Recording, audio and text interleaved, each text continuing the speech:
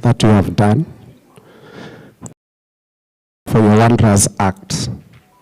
We acknowledge your supremacy above us all in this conference and ask that you may grace us with your presence in this occasion.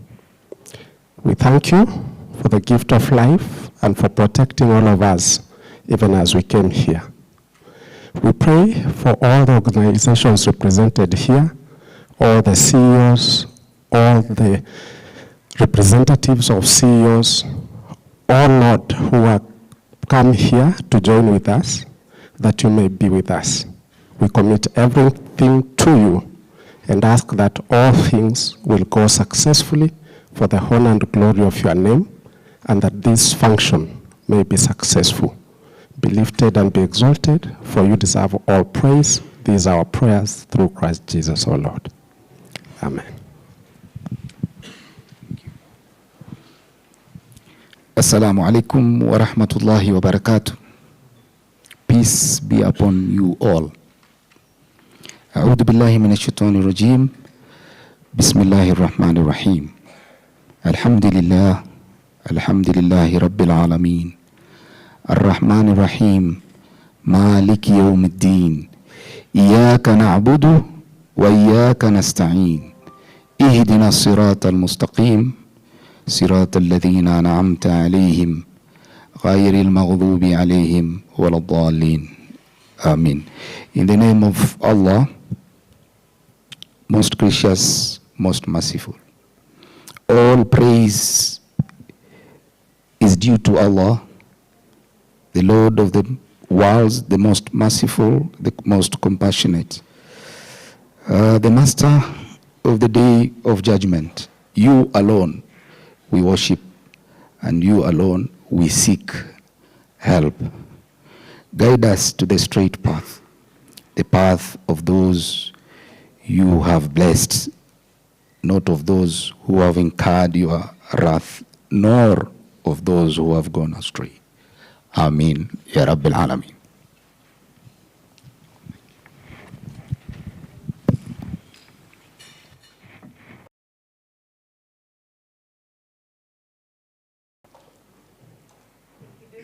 Mr. Salim and Mr. Peter Meli.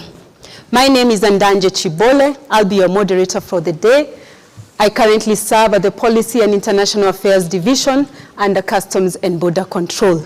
I'll be moderating this session with my co-moderator, Mr. Steve Ngolo, who is outside still attending to us.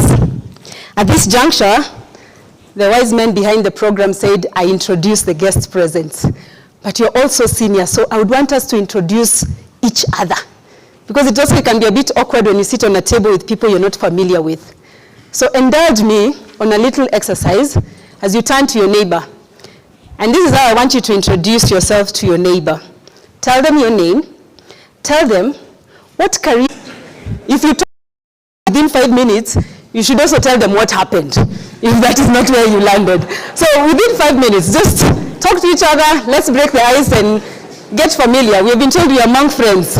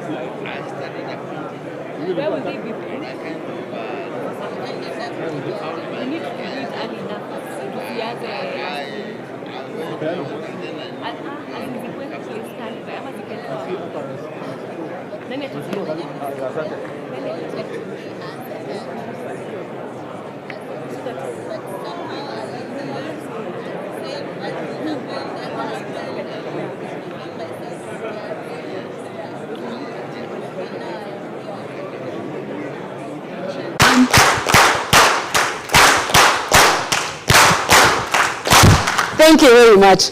And to tell us why we are here at our second AEO annual conference, I'll invite our Deputy Commissioner, Madam Teresa Wanjagwa.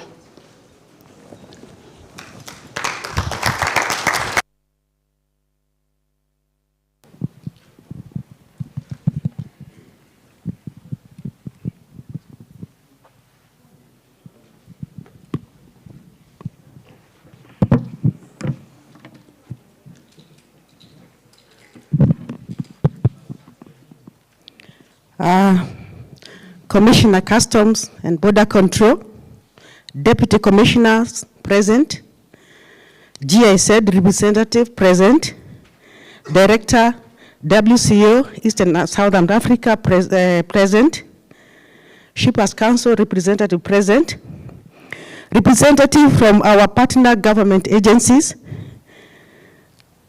Ladies and gentlemen, good morning. It is a great pleasure for me to join you today for the National AEO Conference, a day to celebrate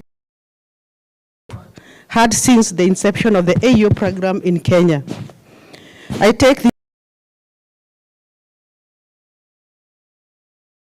partner GIZ, the dedicated representative from our partner government agencies, and all our authorized economic operators present here.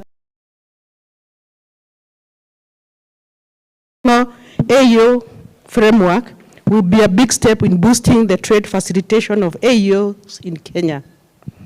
I also want to express my heartfelt gratitude to our development partners for the support you have accorded AEO and other programs that contribute to the growth and development of our beloved nation.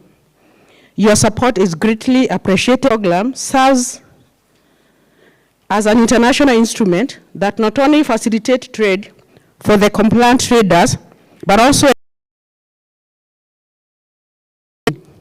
over the last 13 years, the Kenya Revenue Authority executed this program, accrediting a remarkable feat to have our partner government agencies joining hands with us in this endeavor, further strengthening the unequivocal support from the chief executive officers of the various government agencies agenda. The completion of the national AEO framework is not just a goal. It is a of directors set for the fiscal year 2023-2024. And this demonstrates our unwavering determination and resolve to ensure the success of the national AEO program. I am confident that the national AEO framework will go a long way in ensuring that the accredited AEO program, aligning with the WCO Safe Framework Standards, the WTO TFA agreement signed in 2015, and the revised Kyoto Convention. Today, we will be awarding accredited AEOs and 37 who have undergone revalidation and have confirmed compliant in the meeting the requirements of WCO Safe Framework of Standards. The 342 accredited AEOs currently represent approximately 30% of the revenue collected by the Customs and Border Control Department. This interagency collaboration exemplifies the implementation of Pillar 3 of WCO Safe Framework of Standards, where partnerships are encouraged for the benefits of traders and the economies of our nations. The completion of the National AEO Framework will usher in numerous benefits, including but not limited, enhanced trade facilitation for our traders by all government agencies, leading to reduced cost of doing business, enhanced levels of compliance among our traders, which will translate to reduced cost associated with the revenue collection, increased revenue for our country, growth and prosperity for the Kenyan economy, and ultimately an improved quality of life for the people of Kenya. I would like to express our deepest gratitude to GIZ for their unwavering support in the development of national AEO framework. As I close, I extend a sincere and hearty welcome to all of you and hope you will find this conference not only informative, but also engaging. Thank you.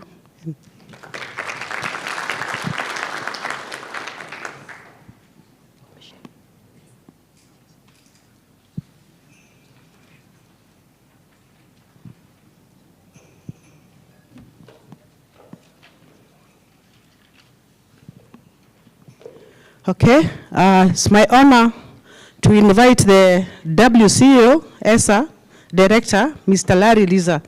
Kindly help me invite him as he comes to the stage.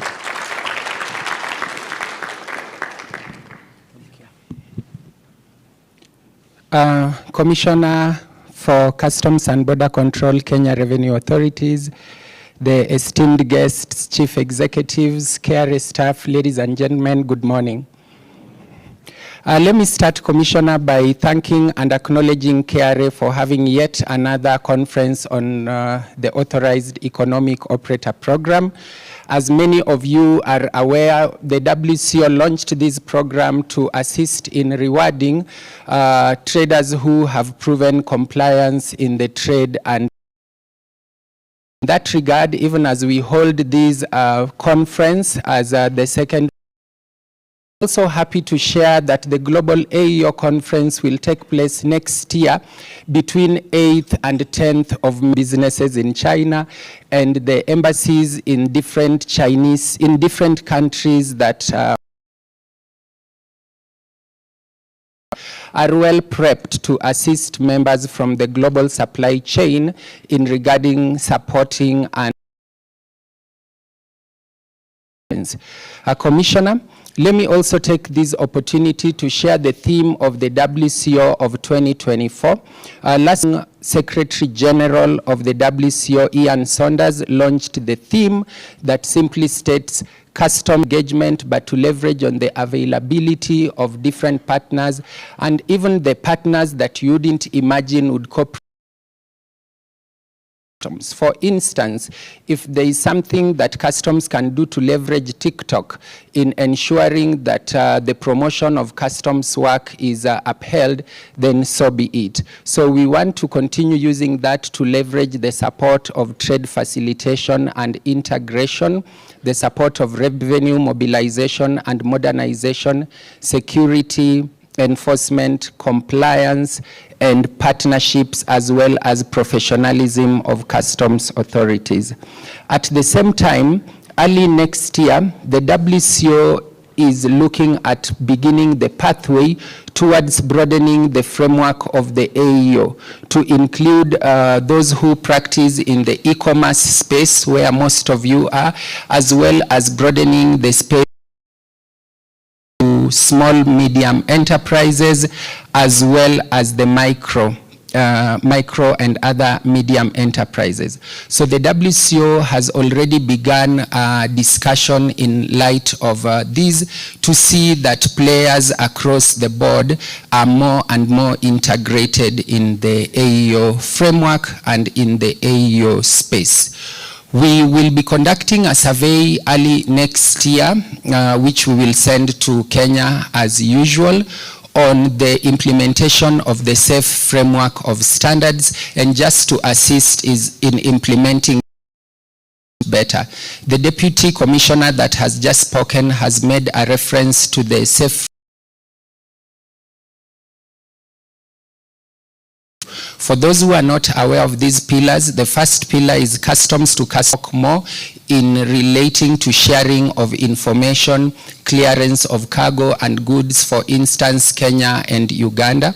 We also have customs to business cooperation, where AEO comes in, and you have seen certain benefits related to the AEO, the one-stop border management, and the general coordinated border management processes and procedures. And the third pillar is customs to partner government agencies, where we ensure greater cooperation between partner government authorities, the port authorities, immigration, port health, and so on. The biggest challenge we have seen in Africa regarding the implementation of the AEO is coordination among partner government agencies. When we do time release studies, you might find that customs has greatly improved its time release, but then you lose on the same benefits of the AEO. Maybe the port at this time in certain countries end up causing huge delays, or maybe the Bureau of Standards end up causing huge delays, or transportation, or police, or the infrastructure. So you end up losing on the benefits you gain remained as an AEO. And as we revise this particular framework, our hope is to ensure that all these are integrated to ensure smooth flow of goods. In Africa, we still continue to face low levels of trade, still at less than 15% continentally and less than 20% intra-regional trade in East and Southern Africa. And our hope is to raise these higher and higher to get to the 60s or more that we see. As we head towards the holiday season, we are well conversant of the difficulties many of us are facing in the economic climate, and I wish you well.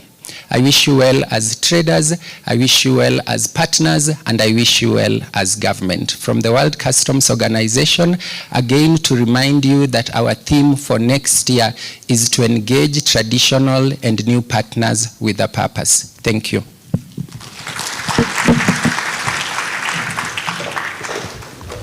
Thank you very much, Mr. Larry, and I can see we are all in the same spirit. WCO is talking about engaging traditional and new partnership with a purpose, and our theme today is AEO, the way to go, together we shall. And without further ado, I'd like to invite our development partner, GIZ Head of Sustainable Economic Development Cluster, Mr. Bernd Leckmeyer.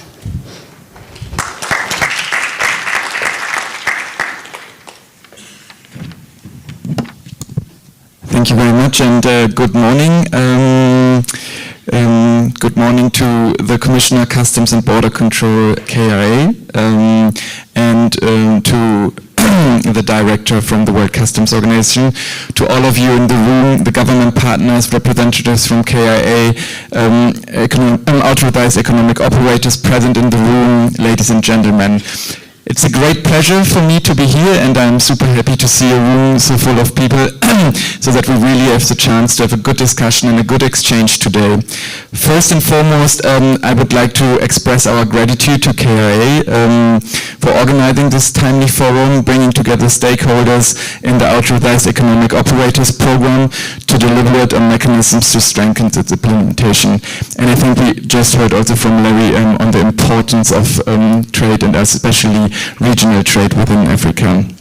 As you are all aware, GIZ works on behalf of the German government and especially the German Ministry for Economic Cooperation and Development by providing technical support to many partners. We are very keen to supporting Kenya in the implementation of the WTO Trade Facilitation Agreement, and we are very happy that we can work with all of you together. According to WTO, it is estimated that the full implementation of the Trade Facilitation Agreement has the potential to reduce global trade costs by roughly 14% in African countries. So we also see the huge opportunity of what we can do if we do it right. We do recognize that Kenya's trade competitiveness is largely driven by the ability to lower trade costs and expedited movements of cargo, and I think this is a goal we all agree that is very important. The AEO program, which GIZ has actively supported, is a typical example of a trade facilitation measure aimed at expanding the movement, release, and clearance of goods at ports and border stations. In 2022, we supported the identification process through issuance of certificates, and are happy to see the progress and development of the cooperative framework, which will be finalized early next year. The cooperation framework will ensure harmony and implementation of the AEO framework by the relevant border control agencies. All this was only possible because we have the very close and very successful partnership with KRA, and I would like to express again my gratitude for the good cooperation we are having. Ladies and gentlemen, I wish to reiterate that GIZ's commitment to enhancing Kenya's competitiveness in the international trade facilitation initiatives, such as the one we are gathering here for today, will continue. And only last Friday I also had the chance to have a discussion with PS Trade on potential future cooperation between the government of Germany and the government of Kenya. So we are very keen to also continue our partnership, our very close partnership with Kenya. I wish you all a very good exchange, a very good discussion today. I'm very much looking forward to the exchange, and I'm very glad that we are all together in the room, even though I know we are very close to Christmas now, and tomorrow is a national day and a holiday. So once again, thank you very much for coming. I wish all of us a very good exchange, and I'm looking forward to the discussion. Thank you.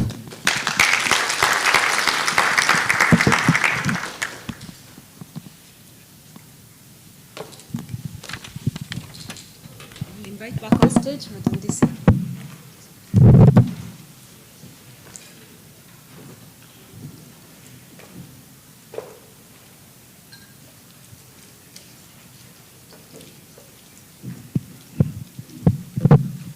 Okay, ladies and gentlemen, I'm back to the stage, and this time is to invite our one and only Commissioner, Customs and Border Control, Ms. Lillian Nyawanda. Please help me.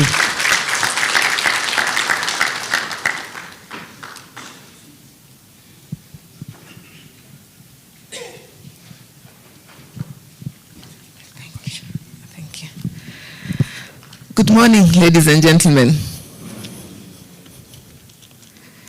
I'm glad to be here, glad to see you all. Thank you for honoring our invitation. We don't take it lightly, and we value your partnership. GAZ, thank you for your partnership. So allow me to go into my speech. So distinguished guests, it gives me great pleasure to welcome you all to the annual AEO conference. Indeed, I'm honored that you found time in your busy schedules to join us today as we celebrate one of the cornerstones of KRA's trade facilitation initiatives, the Authorized Economic Operator Program. It's based on the WCO. In turn, Customs carries out fewer verifications on the consignments declared by accredited firms while allocating scarce resources towards higher risk areas. In this regard, the AEO concept enables better resource allocation by the authority while reducing disruption. KRA is a principal government body mandated to carry out the assessment and collection of revenue.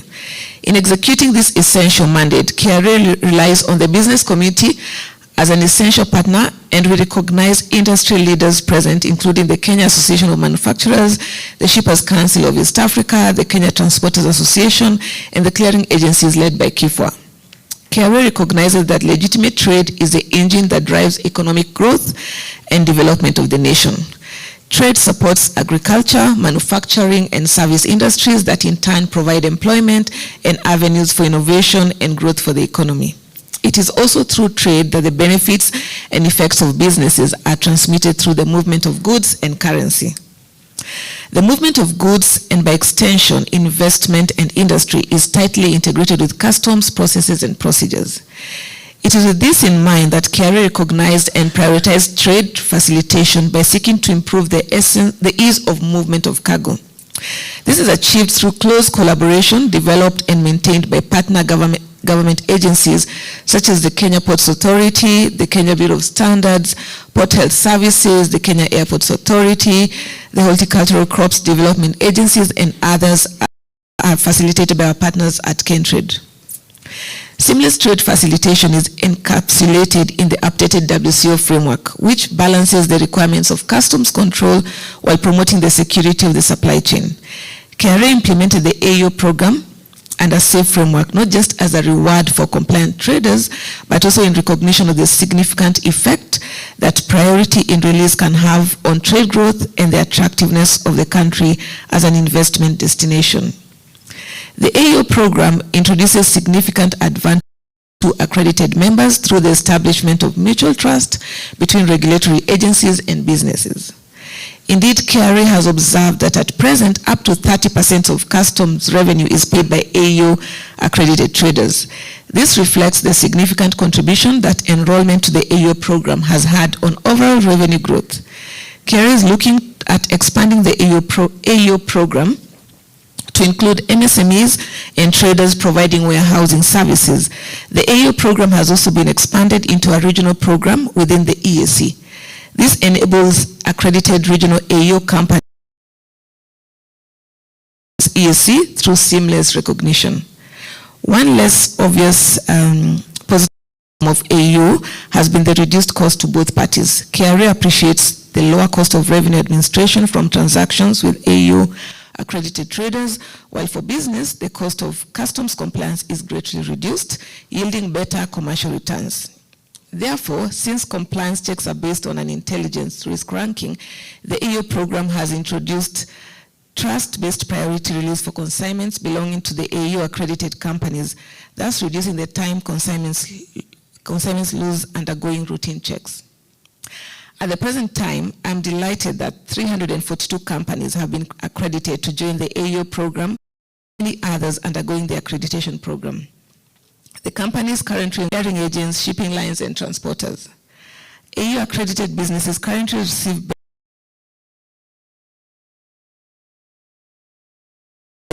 this increases the speed of clearance and also reduces associated time and costs.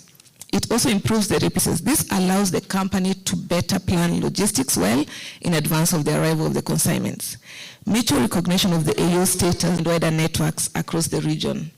The companies are recognized as trustworthy and transparent partners within the supply chain in the region. Market access for the AEO accredited companies within the EAC region. This allows companies to increase their footprint and access a wider range of customers than previously possible. Further, as the AEO companies are audited and scrutinized by the authorities, being an AEO company has now become a criterion for partner selection, especially for large projects. The AEO accreditation process has also greatly improved the dialogue between PGAs and business, which is a true win-win opportunity for all. As I conclude, I would like to appreciate our partner government agencies for their continued support. Indeed, pooling and working together enables a whole of government approach towards partnering with business in the country. This also greatly improves the business environment, Kenya's government agencies, and the business community while building the country's profile and global business competitiveness. We urge all government agencies to come on board and embrace the AEO program through mutual recognition, which will enable us achieve greater growth for Kenya's economy. Build resilience, improve control and security of the supply chain, upscale productivity and business competitiveness, and ensure that Kenyans access better trade and investment opportunities. I would like to convey my sincere appreciation and gratitude to GIZ for their partnership and support in implementing the AEO program among many other capacity building initiatives. Asante sana GIZ. Finally, and most importantly, I wish to thank the AEO accredited companies for upholding compliance with tax and customs laws. Because of this commitment, KRA will continue facilitating you as you transact your businesses for the greater good of our nation. Asante sana AEOs. Thank you, and I wish you a fruitful day. Thank you.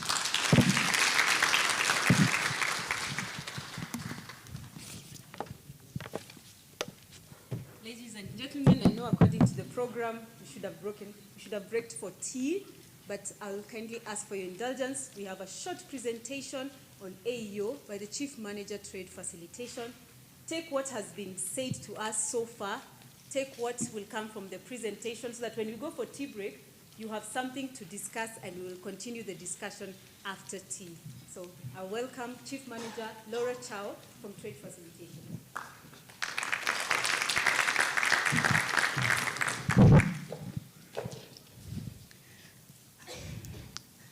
Thank you, everyone. Just to reiterate what DC Trade Facilitation Director, WCO, and what Commissioner has said, would like to do a presentation as the AEO team to further bring it to your understanding.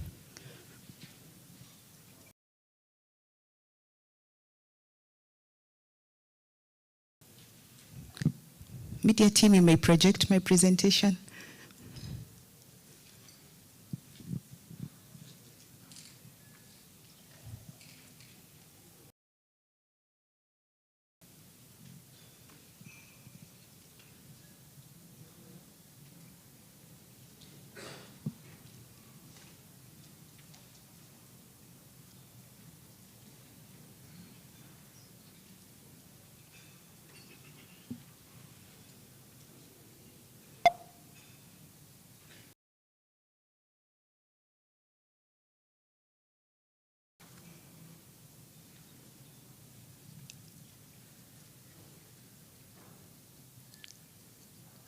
just to start, this is our second annual conference, AEO conference, and we are glad that you're here with us.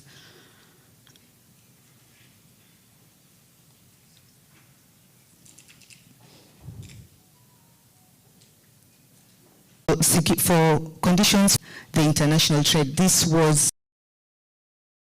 piloted in Kenya in 2007 and a rollout.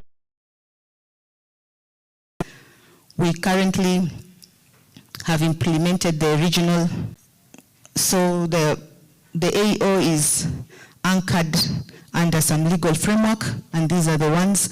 We have one, the SAFE framework of standards, where Kenya is a WCO member state. We also have the W Trade Organization, the WTO agreement that was ratified in 2015. We also have the revised Kyoto Convention Standard 3.25. We also are supported by the ESC customs regulation that deals with the compliance and enforcement of the particular regulation. So these are the three pillars that were said earlier by the director: customs to customs, customs to business, and customs to PGAs. Here, PGAs are our partner government agencies.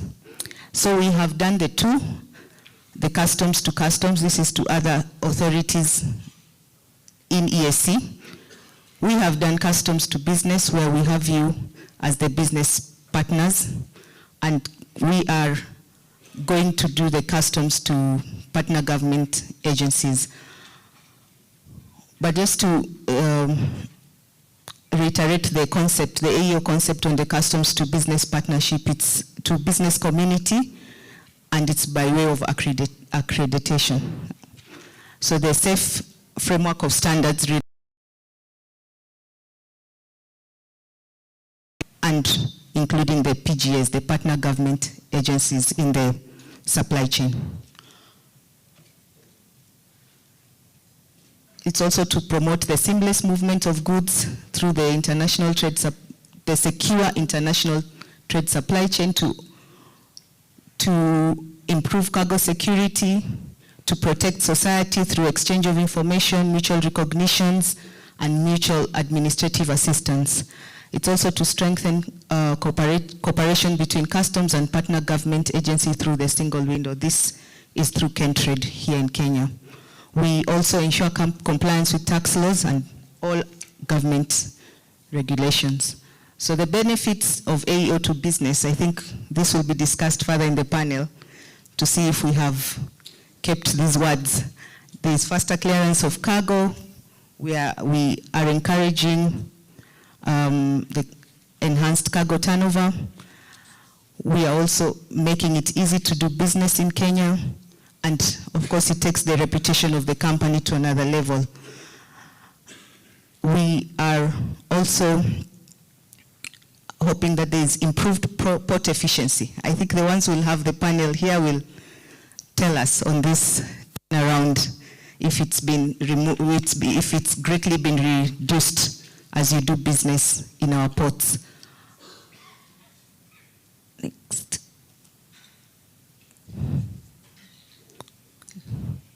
It has led to increased revenue collection, as Commissioner alluded earlier, that the AEO contributes to a big percentage of our revenue collection, and in my further slides, I will put that into numbers.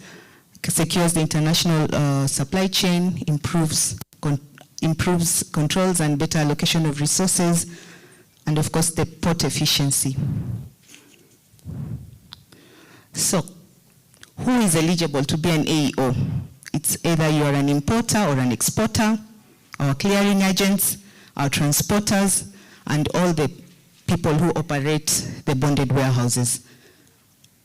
And that's the chain. So it can start from the manufacturer to the exporter, the freight forwarders, the carriers, the customs agent, the warehouse keeper, and lastly to importer. This is the whole chain of AEO. So far, the milestones, I was hearing the presentation saying 342, but because of additional numbers, so we now have 210 importers, exporters, and manufacturers. We have 123 clearing agents, We have 10 transporters. We have 1 shipping line that is on board, Express. We thank you for that partnership. We also have the regional AEOs who are currently 30. Look at the contribution to revenue, as it was said earlier. When you look at so we've seen the increase. In 2021-2022, it was 572.15, giving us a tax of 190. In 2022-2023, we went to giving us 215. Currently, this financial year, which is halfway, we have already reached these numbers are till November, 272.95, giving us 104. We can see the increase in tax, but to look at the numbers which even explain it better is there's an increase in percentage in terms of CIF, an increase in contribution to the total taxes.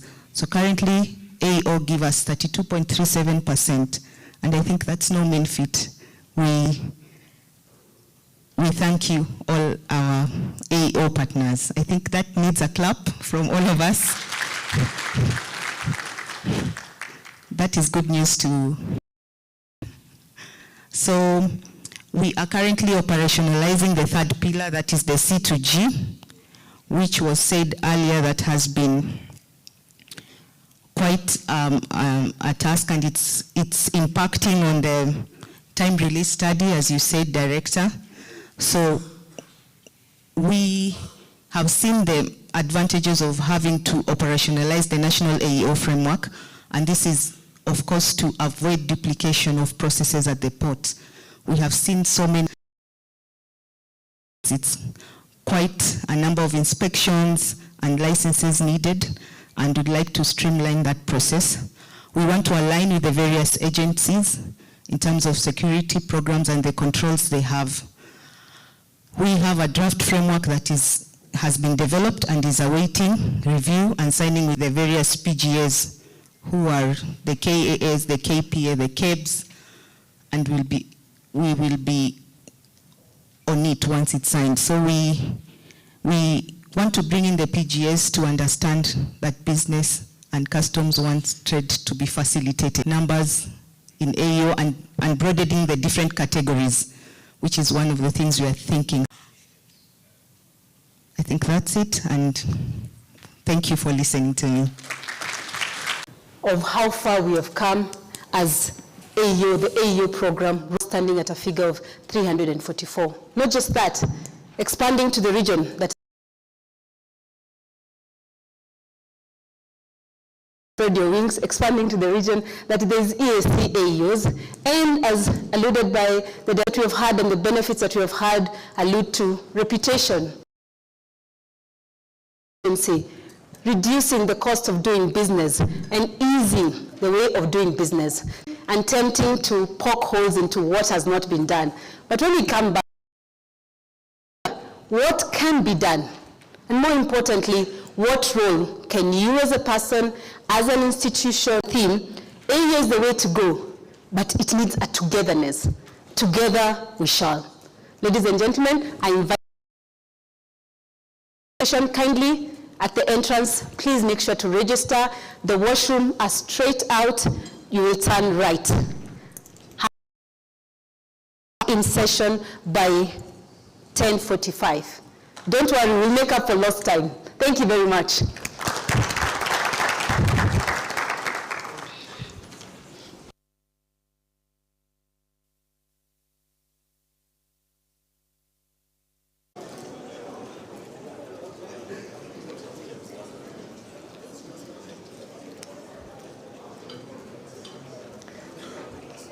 In light of all that we have discussed or we have had today morning, I'd like us to take a few minutes.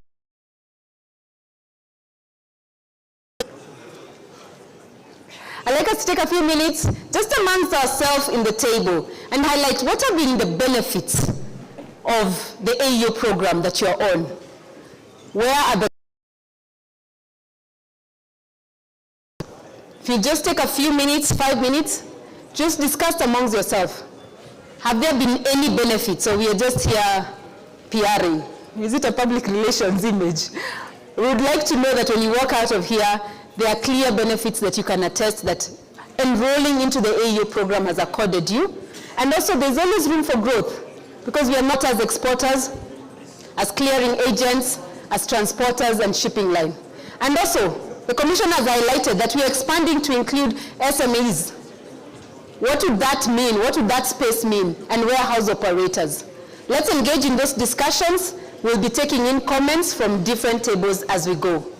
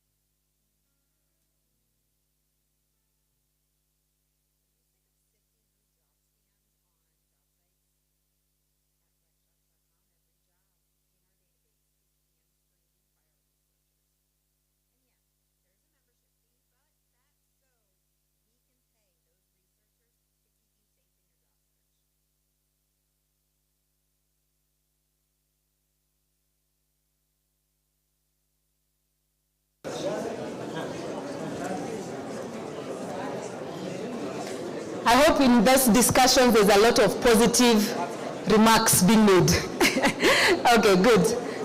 We'll move on to the next session.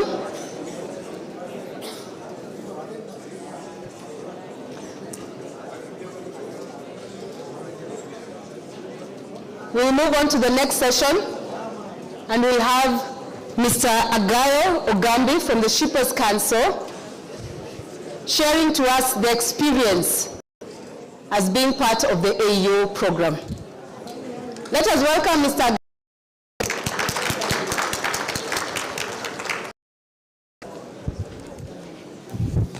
Thank you. Good morning, ladies and gentlemen. I was hoping you were saying that the claps were not deserving, so you should have enhanced it, yeah?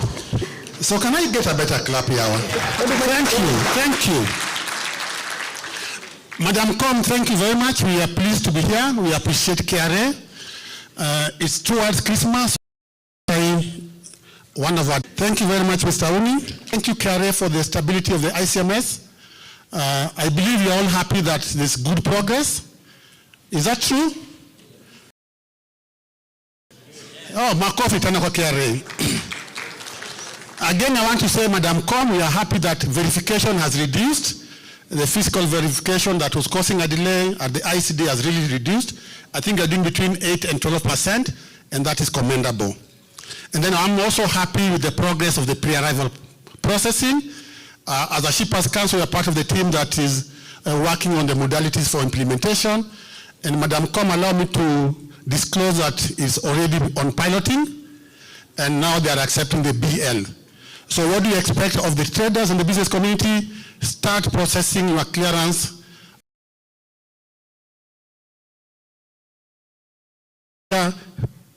Pay, pick, and go.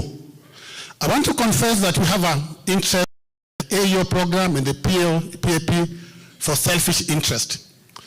Manufacturers pay a lot of money for delays. And anything that is in place to reduce the delays, the Shippers Council and the private sector is supportive of that. If I was to give you statistics, in the year 2000, it was a bad year.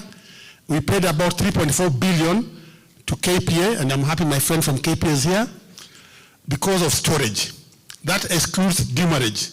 So our interest is to enhance efficiency of clearance of cargo. Madam Com, you are right to say that we want to make Kenya destination, an investment destination. We still have a lot of challenges to address along the logistics supply chain, and we are hopeful that when AEO is fully implemented and the PAP will be able to make greater advancement. This is my second time to attend the conference, and I just want to say that we have realized a lot of progress. Last year we were talking about internal recognition of the AEO program within CARE. Talking to AEO member number 7, I think, and member number 54. And they were all saying good progress. At least the internal recognition of AEO is in place, although sometimes you are caught in between and revenue generation. A very difficult balance. But we are all pleading with you that even as you collect revenue, please facilitate more trade so that more trade is done in the country. So we want to appreciate that. We also want to say that in life you must have differential treatment for the good people and possibly not very good for the bad people. So we want to say that for AEO, we want to acknowledge that there's differential treatment, which is important. I want to give a testimony of one of our members who was exporting to Zanzibar, and they had challenges with the rules of origin, but when they flagged in the AEO banner, they were really helped immediately. So that was an immediate help, and we want to say thank you for that. We're also certain that with the AEO, there's less verification, although my director was saying the biggest challenge is the area of heavy penalties. I think you need to look at the issue of heavy penalties. And I also want to disclose that, so we are seeking from all government agencies that the penalties that you impose, let it be communicated to the offender. When one of the child made a mistake. But I think that is changing now. Now you punish somebody according to the mistake. So we're only asking of KEBS, KRA, KEFIS, and all government agencies, please punish us according to the offense. Not too much, not too low. Is that right, members? Yes. Thank you very much. The other area that require some thinking is the bank guarantees. Ogambi is a good boy. He's made a slight mistake. You know his bank account, you know his village, you know his nickname. When he makes an offense, I promise that if I'm in offense, I'll make the payment. When you require the bank guarantees and other instruments, sometimes we are bound to ask, then why am I AEO? So let's just reflect about that. But we are not here to perpetuate non-compliance. As a Shippers Council, we want to confess that we want to facilitate legitimate trade. So let's just become compliant and do the right thing. Madam Com, I'm also happy to report that the time to get the accreditation is slightly better. One of our members said they took 1 month. I think that was kind of a miracle, yeah? On average, it's about 6 months, but one of our members says you have really been able to expedite that, and we are grateful for that. I think the other area that we talked of was last year was an area of awareness. I think everybody now is aware of the AEO. But there's some tweaking that we need to do, what I call individual benefit. We need to look at the area of individual benefit of AEO, especially for the transporters and the clearing agent. For example, for the clearing agent in the renewal processes, can they have some due advantage for being AEO and possibly a bit of more work for the non-AEOs? So we are seeking for individual farm benefit for the clearing agents, even for the transporters. I know they'll be talking about that. But I think the next stage for this is, one, greater recognition by government agencies. I think that's where some work has to be done. I'm also part of the team that's aware of the framework that KRA is working with other government agencies. Because they say, why should my consignment take, for example, another 5 days at KEBS? And I'm not citing KEBS, I'm citing them because my friend is here, and it's not in bad taste. So they're saying, yes, I'm AEO, but it takes longer at KEBS, for example. It takes longer at Competition Authority. It takes longer at KEFRI, whatever it is. So I want you to expedite now. I know the framework is in the works, but the industry is eagerly awaiting for expediting this so that when I'm AEO, I'm safe and clear with all government agencies. But I just want to appreciate Madam Com and the team. We appreciate there's good work towards that in the area of recognition. This is a small one in terms of the forms. Forms sometimes can be very distressing. My friend Salim tells me, is it able to reconfigure the form so that I can earn my bonus for Christmas at implication on penalties? So we're asking of the industry, even KEBS, we do awareness creation, we do interventions. What are the measures to establish whether they're doing well or not? And our ask is, if KRA, for example, will say, we are having more AEOs, our penalties are reducing, because penalty is not an income. And my friend from KP will money. The 3.4 billion, the 2.4 billion you're paying to KP, they don't want it. It's a sign of inefficiency. So the business community must be alive with the fact that we are paying a lot of money because of inefficiency, sometimes on our part. It's towards Christmas. Please let's plan for our impact. Let's get the right declarations, the right duties paid in time, do the right thing. Because it's painful for a poor country, so to speak. And then finally, we have all seen the World Bank ranking of our logistics space. We are not doing very well. So I'd also ask of all of us, maybe led by KRA, can we have targeted intervention that can help us to improve our ranking? So that when you talk about investment destination, then it's supported by our logistics. As it is now, we rarely appear among the top 70. I think the best we did at one time was number 42, but since then we have gone back to number 72. The previous survey we were not ranked. So I just want to say there's a lot of work to be done. Good steps, yes, but speed now is of essence. Speed for greater recognition, okay. Speed for better benefits, and then the penalties should also be guided by the offense. And then I want to announce here that KRA is sometimes offended by the AEO members also falling back in terms of not doing the right thing.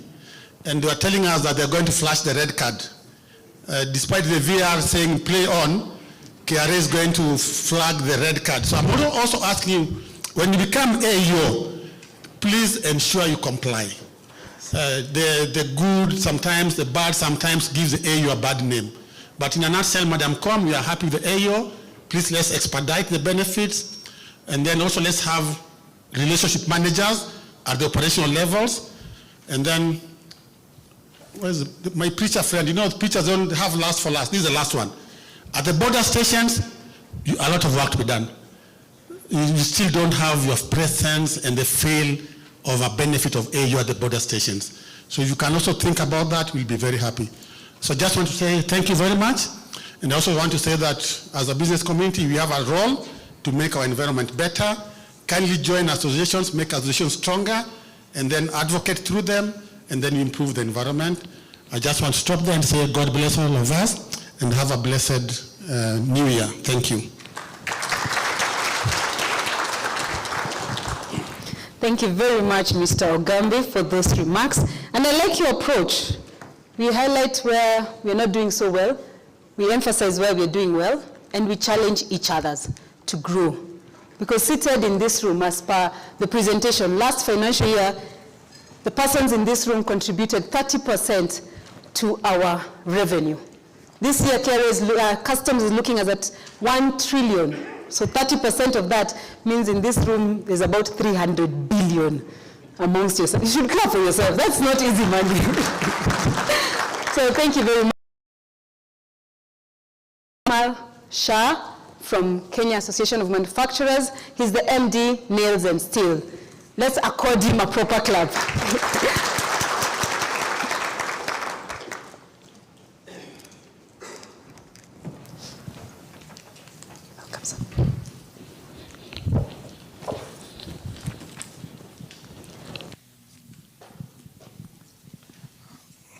Good morning, ladies and gentlemen.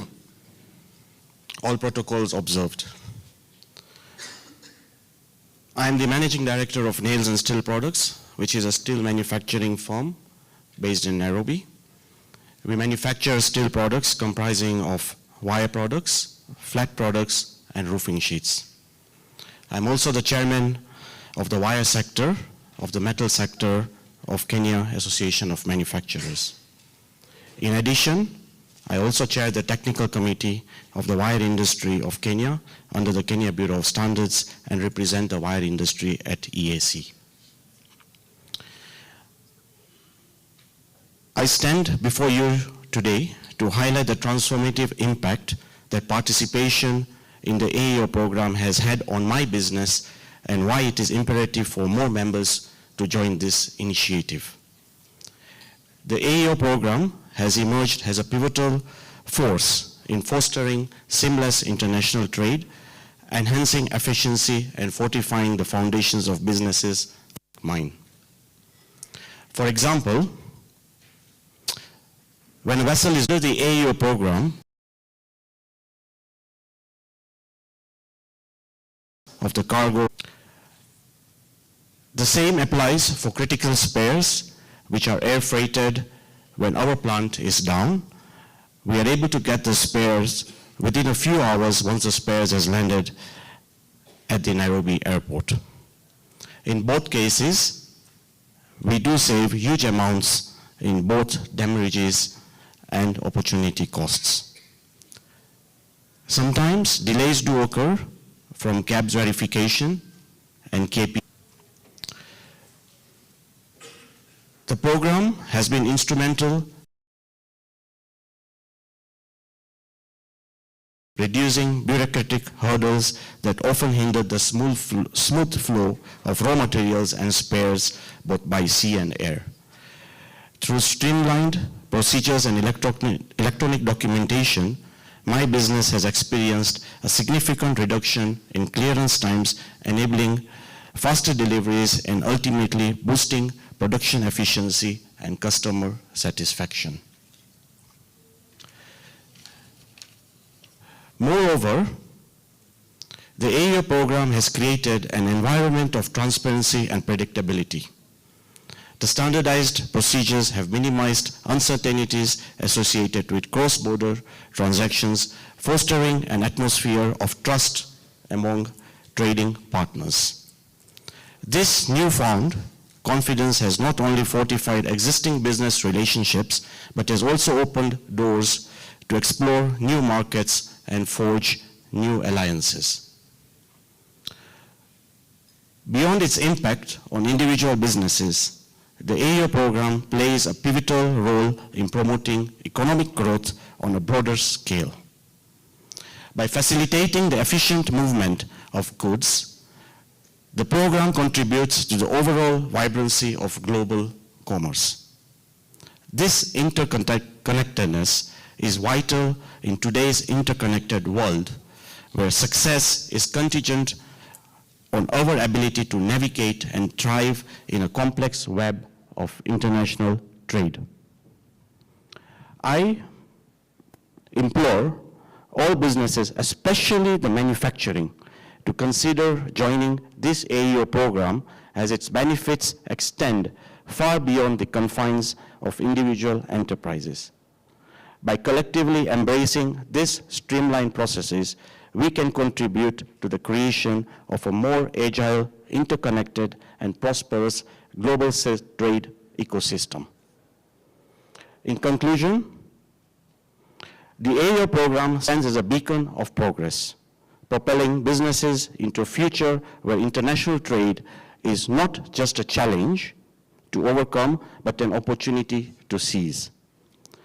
Let us unite in our commitment to efficiency, transparency, and growth by embracing the AEO program and collectively shaping a brighter future for global commerce.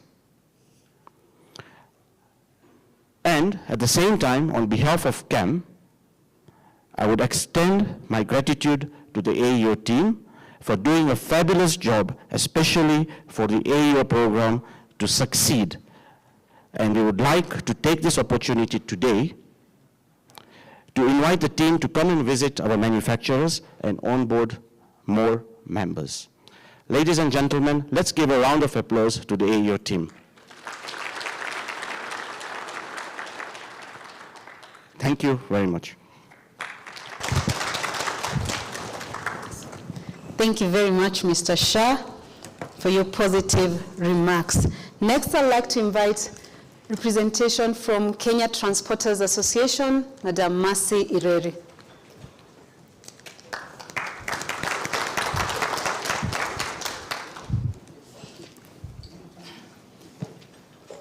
Fine, thank you. Good morning, ladies and gentlemen. Good morning. As I woke up today, my phone was banging with calls, and there's a problem in DRC. So I said, I need some time. So in the mix of collecting data, listening to transporters, listening to drivers, one of our members told me, why are you going for a meeting and we have over 1,000 trucks in Bunia? They said, you know, we have to balance. Everybody's important, and I'll still sort out your issue. So he shouted, a photo shoot, eh? So please, photographers, just take a lot of photos so that I justify my being here. So thank you very much. My name is Mercy Ireri. I work for Kenya Transporters Association. And first, I would like to thank KRA. As transporters, we've talked for years about us not even knowing what AEO is, not understanding the process, and all that. I must appreciate the effort that has gone into helping us as transporters just understand what the AEO program is all about. Secondly, appreciate it. I do get calls from transporters. I'm shocked it's only one who has come on board with all the work we've done, but I'm also equally pleased that at least we pushed one. I don't know, it's Job or Mole who helped me or somebody to help the transporter come on board, and I'm really, really glad to see that he has featured as a +1, because the last time we met at Safari Park, I think there are only 9 transporters. So that one, I know there are more who are going to join in, because at least there's that interest that we are seeing from transporters. One of the things as a KTA we appreciate from this program is the push for professionalism in our businesses. Now, we come from a culture where, you know, it's Nyundo, Msumari, and, you know, as long as the truck is moving, the workshop, ikona oil, it has tires, people really do not look at the administrative part of the transport sector. They only look at, you know, the truck is moving. However, what we really appreciate most about this, it's going to save up. We lose a lot of time as an association trying to push for professionalism, and the very basic things is, how do you maintain your documents? So we really appreciate this program because it pushes transporters to appreciate. If you want to be an AEO transporter, your documents have to be in check, right? So it's a beautiful thing for us, and we are really advocating for it. We should be part of your marketing team because we're really marketing this program. I also have to appreciate the fact that you've made such great effort to sensitize the government agencies. We would talk to, for example, Kenha, and they'll tell us, you know, if it's a KRA program, why are they not talking to us about it? It's you who has an interest, who owns the program. But today it's a different story. They actually know about it. Probably not in depth, but at least they know there's something like AEO that exists. And I would also appreciate what they have done in as much as it came from the president, but it's something that we've been talking about.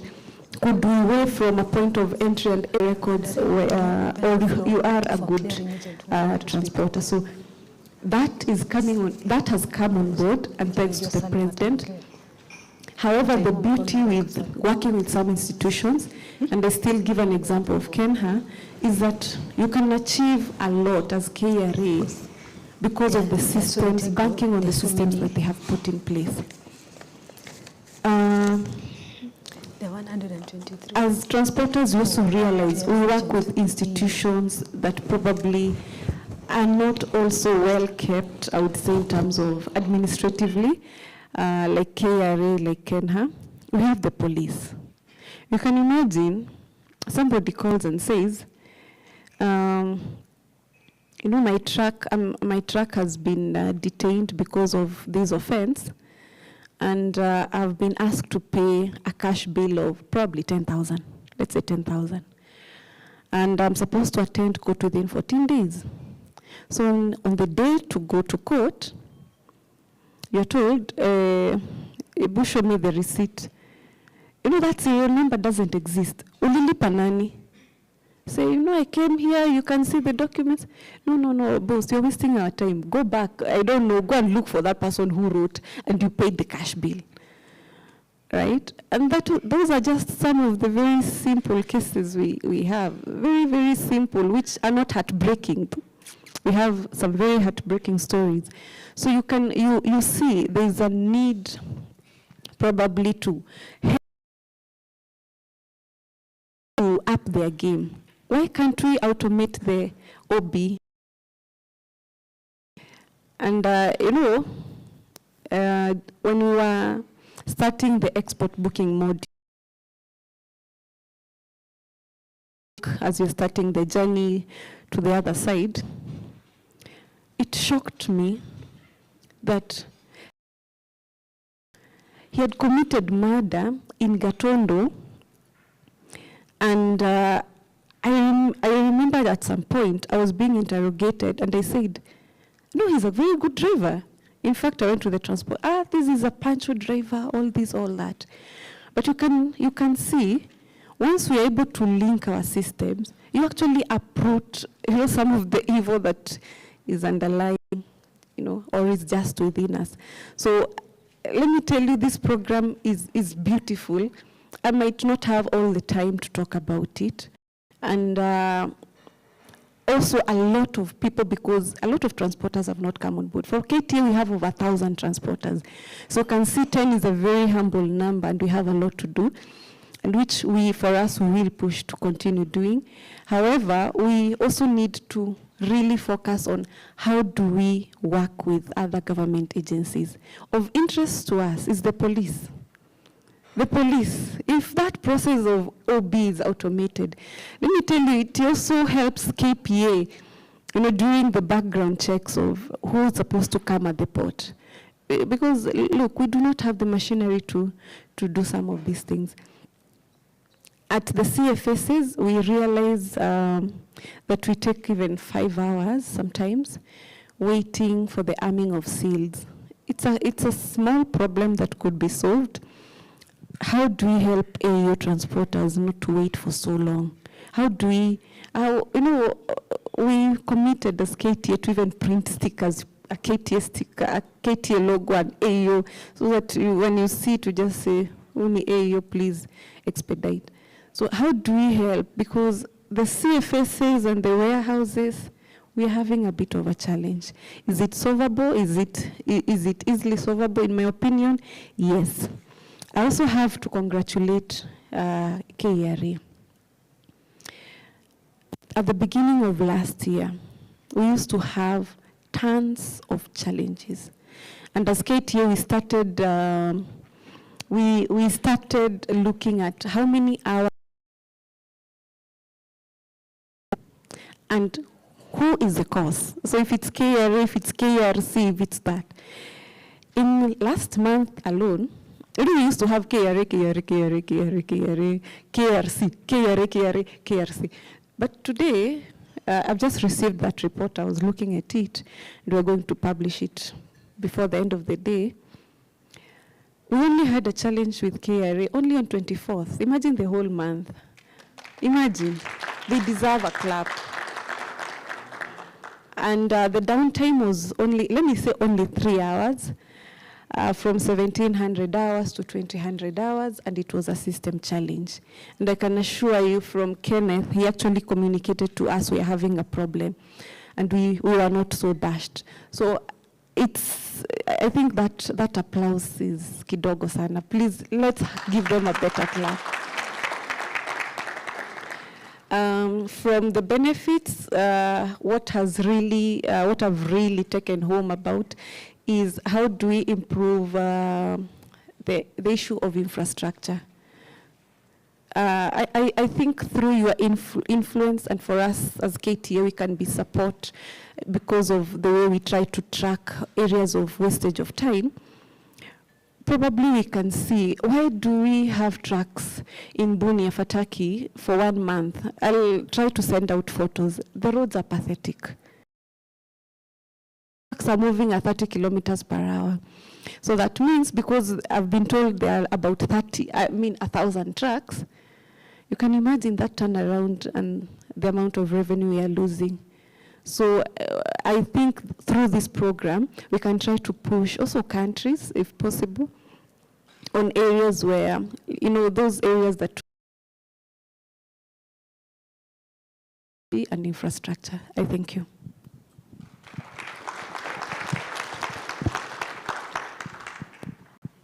Thank you very much. Thank you very much, Madam Ireri. Wow, I am so proud and honored to be moderating this function. A lot of times people have said, we'd like to thank KRA, we'd like to congratulate KRA, we'd like to recognize KRA. I hope we will also see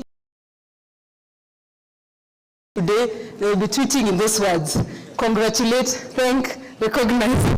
But thank held up somewhere, but we also acknowledge that they make a third, clearing agent make a third AEO program members. So I'm going to open the floor.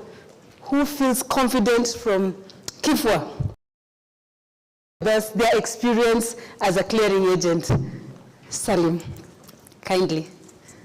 Let us accord him and escort him.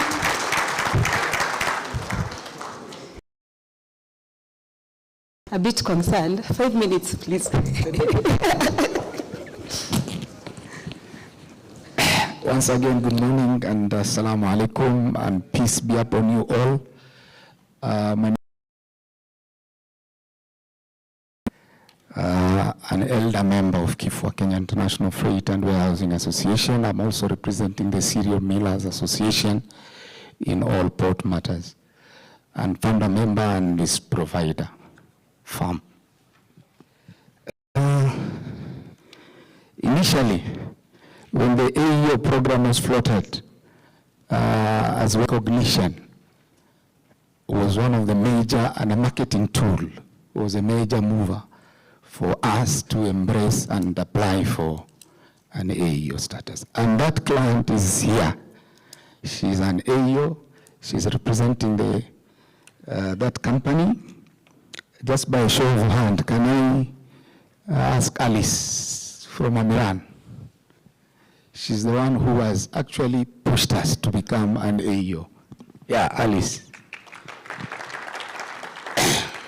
Because we are told if the client is an AEO and the clearing agent is not, then the importer will not benefit the AEO on the AEO program. Yes, it has been a very successful story. The moment we applied, I think a team came and they did the verification, and within a week, I think, or two, we got our AEO certificate and we were recognized as an AEO. The benefits are enormous. Of course, one of the benefits, and it came out very handy, and I saw it physically, is the fact that I was doing direct And you know, when you're doing direct loading, if you're not an AEO, you're supposed first to apply for request of direct loading. So the cargo had arrived, the ship had arrived, vessel was about to be discharged at the port. We did the entry.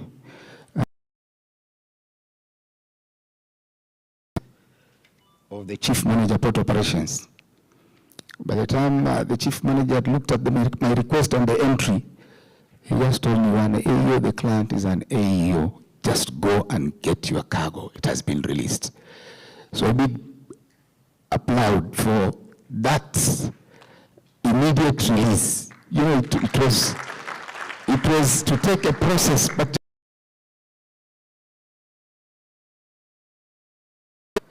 and that's the first time I realized there are benefits on the AEOs.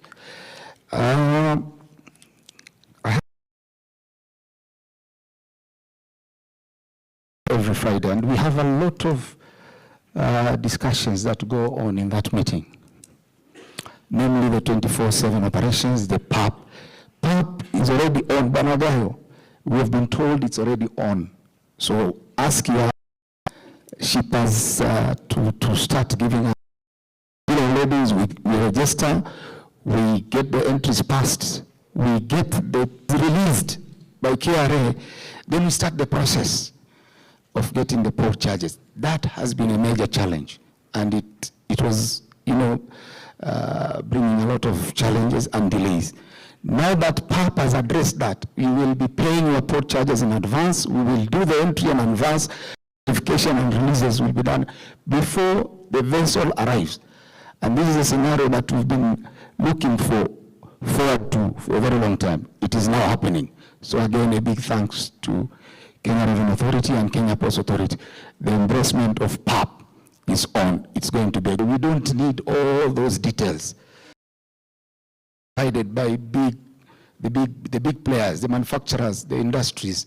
For clearing, kindly, when a WCO, redefine, reconstruct that form so that I think you have talked about MSEs and the SMEs forms. So come up with that designed form.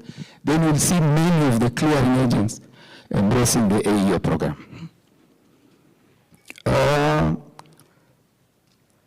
You see, even if we are AEOs, both the clearing agent and the importer, there are times when we have what you call alerts. Alerts at a time when we have the cargo loaded, released, loaded at the gate. Then we are told, container is toka. Why? There's an alert here. So we are requesting the alert team, the National Targeting Center, please, even if you are to give us an alert last minute when the cargo has already been loaded and almost at the gate to come out, just advise the people on the ground that let us pursue what we call destination verification so that we avoid such incidences which causes further delays in terms of cargo clearance. We also have been talking, we had a presidential session by the way, sometime some of these issues also came up. The PAP, of course, which has been addressed, then there's also the 24/7 operation. Whereas with agents and shippers, AGAO should listen to this. Because they say Saturday, Sundays, even manufacturers don't work. So why should we have the KRAs, the Kenya Ports Authority and other PGAs work 24/7, yet on Sundays, Saturdays, most of the manufacturers are closed. So Shippers Council of East Africa to address this issue so that when we present the 24/7 policy to the government, they should also not challenge us on whether we should also work or not work on 24/7. I think all in all, we are happy with the AEO. The other biggest challenge, I think Agao has mentioned, but the WCO has addressed that you are now, I will register an entry, it passes, I go through all the processes, I start with KEBS, they tell me they don't recognize AEO, so I have to go and open the container, do verification. which means the benefits that I'm supposed to have enjoyed is taken care of. I go to Port Health, they tell me on my face, look, we don't recognize, we have our own mandate, so please don't tell us about AEOs. Go and open the container, get me the samples, have my container verified. Again, it eats on the delays, I mean, the time that you take to clear that those consignments, those shipments, the same thing. So there's need among embraced, but we need to be told what is the progress so far. When shall it start? When shall we enjoy the full benefits in terms of clearing our cargoes under AEO? If both of us are AEOs, why should we still be verified and have the shipments cleared by these other agents? Finally, is my 10 minutes there? Finally, I would wish also to get from the WCO, why is it that if I'm an AEO and my client is not, why can't I just enjoy half the benefits of the AEO? Or vice versa. If for example, the importer is an AEO and I'm not as a clearing agent, why can't you give the importer that half of those benefits that the AEO enjoys? It says, fill the forms, I've become AEO, I must look for an AEO.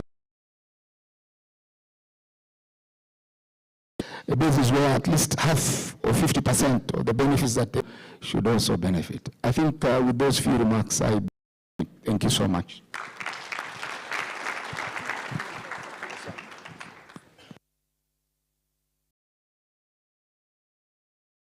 Salim, and for the challenge of half the benefits, it's always good to give us a brain teaser so that we can figure out how to apportion. If there are 10 containers, we give 5 of them, and then the rest we verify. But anyway, it's always something to think about. And a lot has been said about customs to PGA relations. You've cleared with customs, check. KEBS, KPA, Port Health becomes a challenge, which is a good note for us to take on the next session. And I'd like to invite from KEBS, Ms. Juliana Maina to take the floor. KPA, Mr. Francis Muthoka. Port Health, Mr. Douglas Nasir. And Shadrach Kasioka from Kenya Nuclear and Nuclear Regulatory Authority. Apologies for that. Kindly take the floor, and Mr. Wycliffe Musili from Kenya Revenue Authority. The panel is going to be discussing on the national AEO framework. We want you to not just be recognized by customs, but recognized by all government agencies. How far are we in that journey? What do we have to look forward to in the 2024 as AEOs, as you're looking to on? What is there to look forward to in the coming year? The panel discussion is going to take us through, and it will be moderated by my co-moderator, Mr. Steve Ngola. And we have from KA, Mr. George Ochieng. Mr. Steve Ngola? He's not here. All right. Sound back.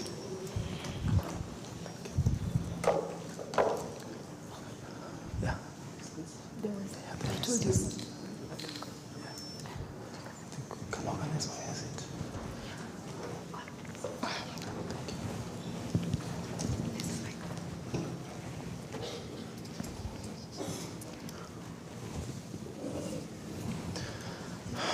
All right, Madam Commissioner, and all the distinguished guests in the house, I greet you all. Good morning.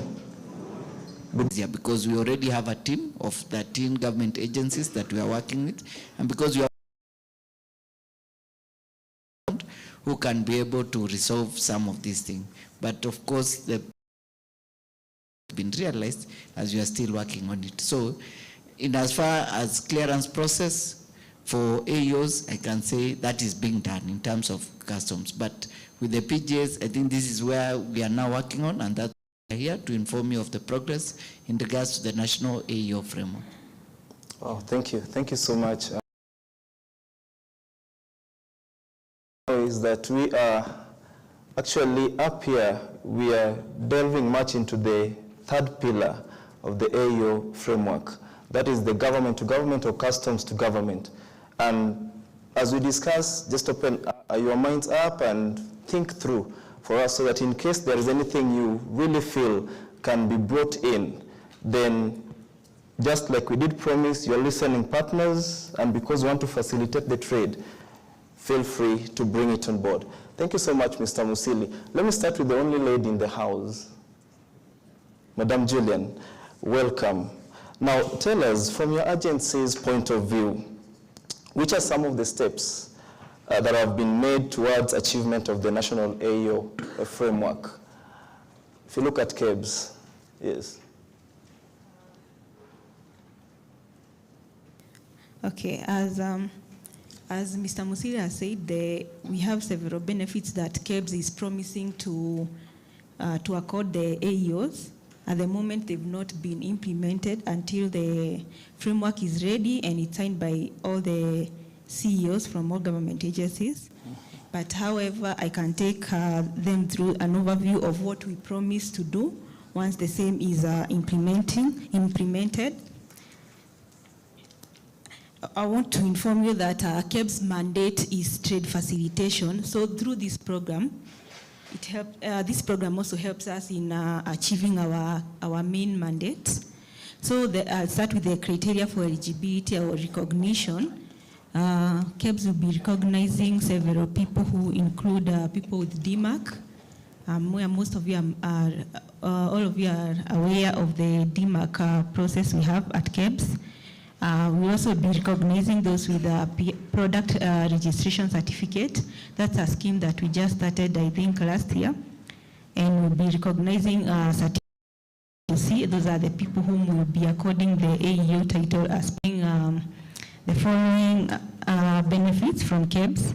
Once you guys get to the ground, you are not getting the facilitation you need. I think we've been having those issues where you find the people at the headquarters are speaking a different language, the people on the ground are speaking a different language. So we start by creating awareness to all our officers at the entry points. The other one is that we will recognize AEOs for basis of, as a criteria for pre-arrival clearance. You're all aware that this is a program that is that all government agencies are being are trying to implement.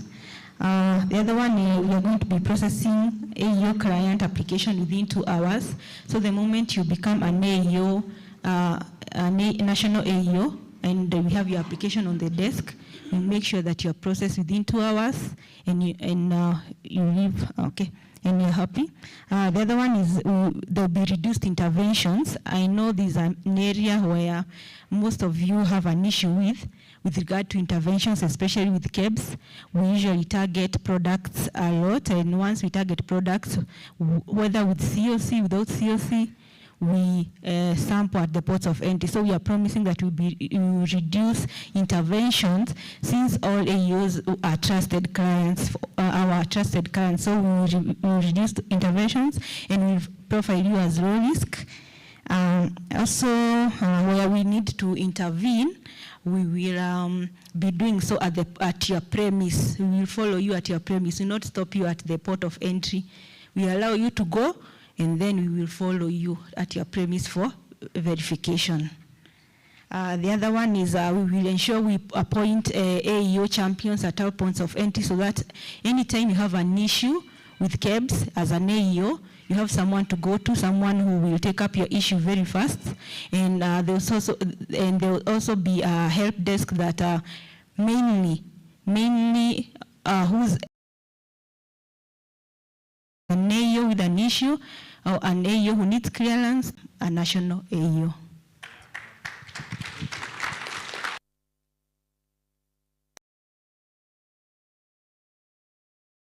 Julian,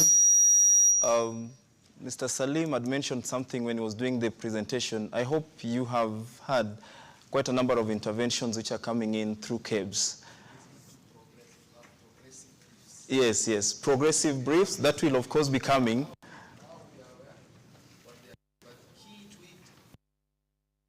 All right. I will provide a microphone. Could we kindly, let's have a microphone to Mr. Salim. He's speaking something out. Yeah, thank you. Yeah, Mr. Salim, you can just rise so that we may see you from I think I'm happy of the hall. that KEBS has highlighted what they're doing, but I've been so vocal about this, the fact that PGAs have to recognize AEO holders. Now that there's that presentation by KEBS, out whistle blown that it is effective today. All of us who are AEOs are also recognized by PGAs, because that's the main bottom line, for us to benefit full benefits to recognize full benefits of AEOs. I'll tell you something. Please allow me. Yes. Jeddah Port. You know, all these initiatives are meant to have what we call a lower dwell time, faster clearance of goods. Jeddah Port used to do 14 days dwell time, container dwell time. Discharge out, 14 days. They were told by the highest office on land, MBS, Mohammed bin Salman, the prince, that you have to go back to the drawing board. We need hours. And they were given 3 months. And they were told, we don't know what you're supposed to do. You do it, but you must come and tell us we are now doing, as Jeddah Port, 3 hours. And they have done it. They came to the port of Mombasa, they came to the Chamber of Commerce to tell us how they did it, and they are now marketing the airport. So these initiatives are geared to those efforts, that we have to make our port more efficient, more or less costly, and of course, it's going to be for the benefit of this country and this economy and the region. Thank you. So these initiatives are welcome, and the beauty is we should have these progressive sessions and reports. Thank you so much. Please give him a round of applause. I think that's worth noting.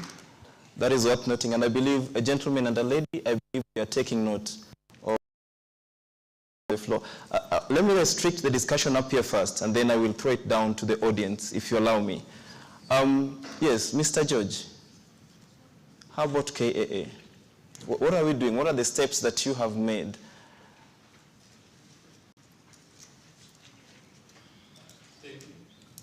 Good morning, everyone. Good morning.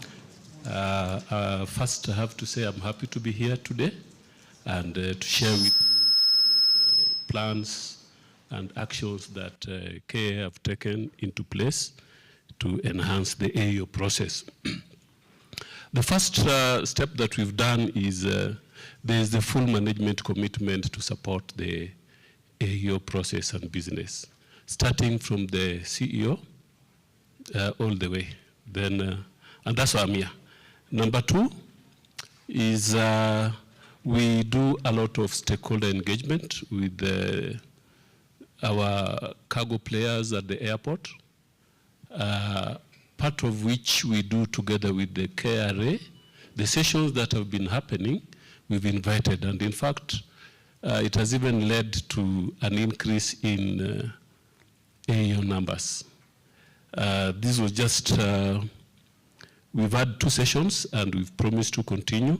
I remember when Madam Lillian was talking, she said that is increase in warehouse operation.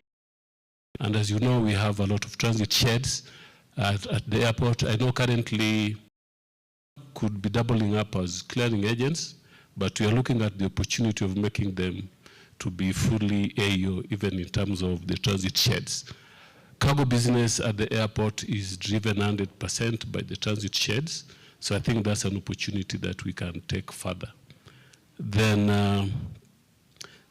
the other steps that we've had is currently at the airport, we are working on having 3 additional parking stands at the cargo terminal, at the cargo apron. What does that mean? It means that, and the cargo stands are for Code E aircraft. Now, Code E aircraft are the 747s, which have a capacity of 110 tons per uplift. So that's the kind of space that we are having. Now, if we have enhanced clearance, both import and export, basically what that means is that we are increasing the capacity. We have a 5-year plan that by 2029, 2030, it should go up to 9 additional stands. Currently we have 9, so we are adding 3 in 2024. Maybe just to talk of capacity, currently at JKIA, we are doing 363,000 metric tons. But we have the potential to do 1.2. So we are open, we are ready, and towards this, we are also doing a lot of route development together with airlines, KQ, the rest, Astral Aviation and the others, to explore new routes, new products, and towards this, I can say that this year, Astral, for example, explored the Israel market, and with that, then we get opportunity of fish, pineapple, and also KQ have added new equipments. They are currently African market, but they've even included a 737-800, which has 32 metric tons capacity. We are also giving dedicated processing lane at the primary screening yard as you get into the airport. So we've committed to give a dedicated lane for operators who are going to bring in their produce. Not much queue will happen there. I'm also happy to report that we're even developing a better technology at the screening point, which will ease in the faster processing so that we don't delay there. Apart from that, we are also participating in global events, which are supposed to create more demand for our products, for export, basically. And just like I said, we are in this with all the other players, the private, the business management organizations, fresh produce exporters, and such. We are working closely together with them. All the of increased business exports as well as imports. And with this in mind, we, like I said earlier, we have many sessions. Actually, we have quarterly sessions where we engage all the players. Then also, lastly, we are also looking at expansion of a second runway. Mr. Guy, I can see you're taking notes. Yes, the demand of business has indicated that we must come up with a second runway, and at that point, I mean, towards that, we are, if you recall early this year, there was a Singapore Airlines that had a bit led to a lot of inconvenience, but all this has informed the need and the time is ripe. Let's give a round of applause for making AEO process quite a sustainable venture and make it easy for us way possible. Now, another key player are the Kenya Nuclear Regulatory Authority, that is formerly known as Radiation Board. Mr. Shadrach, please.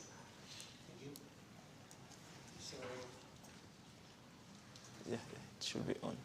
Yeah, it's on. My name is working with the Kenya Nuclear Regulatory Authority.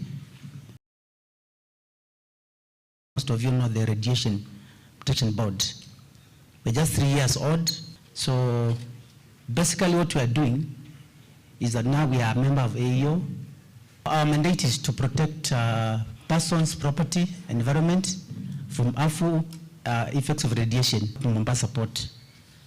I'll just go straight to the benefits that we are promising. Nuclear security is very important. Of foodstuffs, especially from nuclear regime countries. You realize that we import a lot of wheat from Russia and Ukraine. Those who have not taken wheat are very few. During the break time, we were taking wheat. We import a lot of wheat. And Russia and Ukraine being a nuclear regime. By nuclear regime, I mean they have nuclear power plants. And if you remember history, we had the Chernobyl accident. And I think in 1995, we had some nuke from Ukraine, which was contaminated with radiation. And of course, a few years later, we had the Fukushima Daiichi accident. That's why we must sometimes do the scanning. I think in 2015, we had some cars. The benefit is we are going to have an dedicated line for AEOs, especially for those ones with those who import what we call the short-lived radioisotopes. These are what we call nuclear medicine. There are some 3 hospitals in Kenya, I will not mention them, that are really importing this nuclear medicine. And they have my numbers. We even clear them at night, because some of these isotopes, the half-life is like 6 hours. So it's very important you clear it very fast, so that if you don't clear it very fast, it will become useless. So that is very important. And now what we are doing, we are making our staff very much aware of AEOs, both the old and the new. Being a new authority, we are expanding, and we are employing staff. So immediately we teach them, we sensitize them that we have this program called AEOs, and if you see an AEO flashing, you just clear, and the other things come first. Because I believe AEO is about compliance. So thank you very much. Thank you so much, Mr. Shedrack. Much emphasis on making the staff aware. I think that is one thing that is really coming out, even from the audience themselves, that some of our staff are not sure of what's going on. And thank you so much for bringing it up, that the staff will be sensitized well in advance for faster clearance. Thank you for the opportunity, first of all. I think this is a very important, so by virtue of some of the benefits have been mentioned by the, explain why we are here, so that not only to recognize the PGAs and the role that they play. I think one of the reasons we need to have customs to government engagement as the third pillar was because our mandates would speak to something slightly. Primary things that we did and that we continue to do is that we became part of this and the criteria that needs to be met, additionally to what has been given by customs, for you to now cut might be, as we say, slightly different. So when we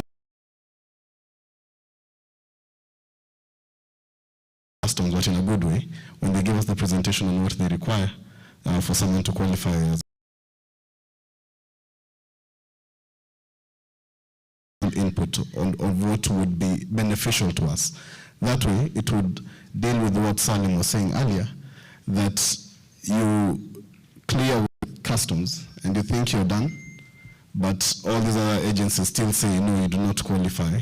You do not get the benefits that you thought you qualify for as part of AEO.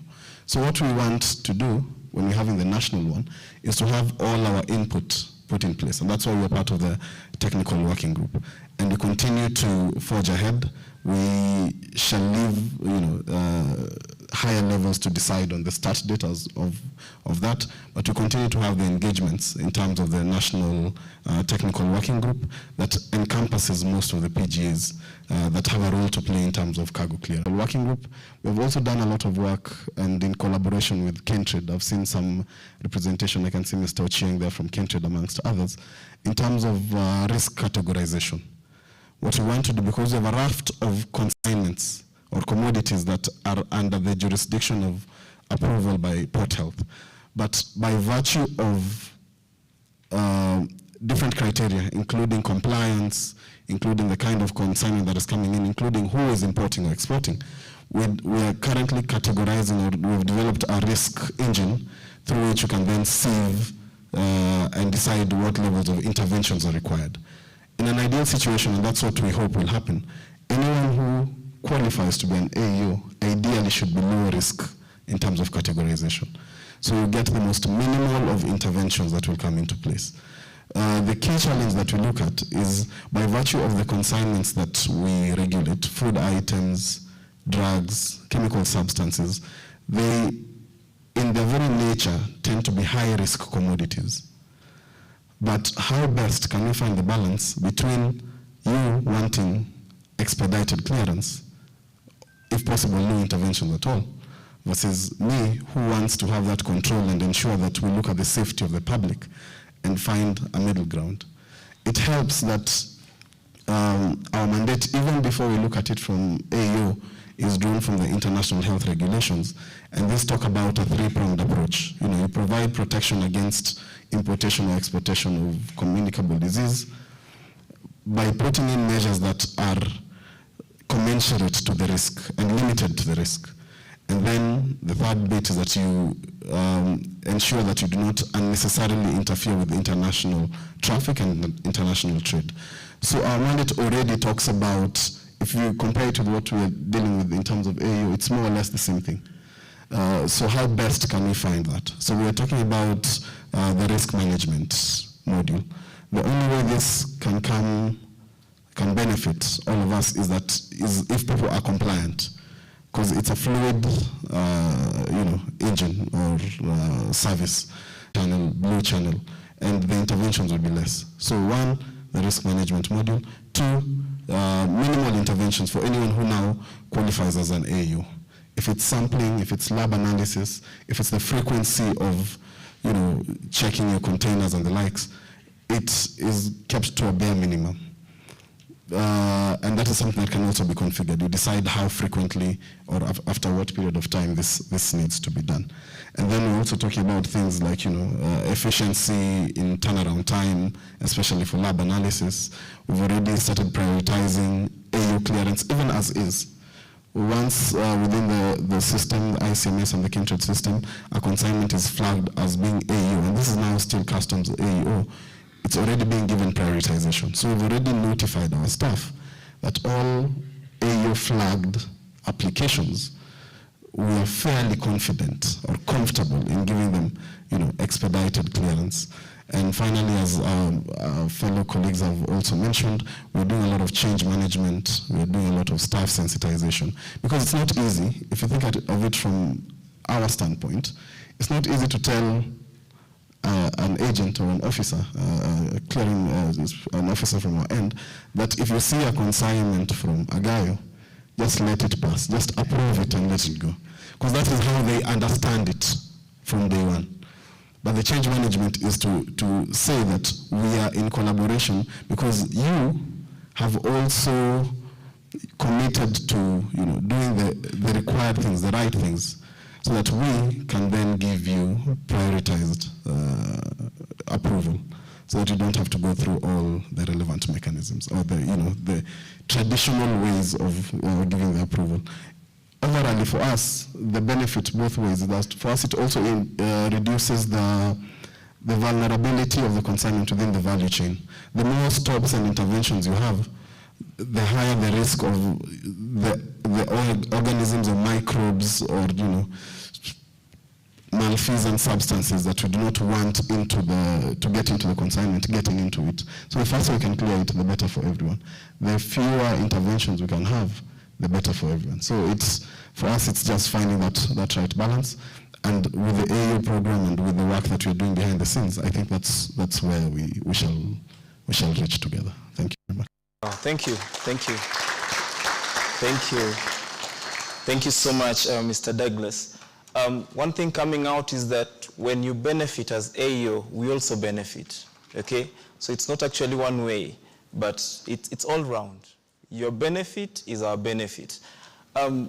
Kenya Ports Authority, we want to hear from you.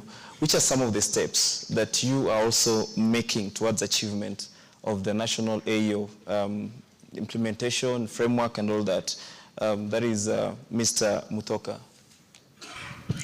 Yeah, God is good all the time. I think first I want to take this opportunity on behalf of the Port of Mombasa to thank you so much for the support. We are not taking it for granted. We know you can go to the port of Dar, you can go to the port of Maputo. So as KPA, we are so much, we really appreciate your support. Let me say that two things are coming out, that is a support for us to be able to serve AEOs and even other Kenyans better. In our minds, there is the aspect of lowering the cost of doing business and the smooth movement of cargo from the Port of Mombasa to ICD and also from the Port of Mombasa to the transit countries. We normally talk of we are the gateway to East and Central Africa. That is a big statement for the port. What it means is that our impact, whether positive or negative, will have the same impact to those countries. So as KPA, we are very particular and very sensitive to that statement. Now, AEOs, what are we doing as KPA?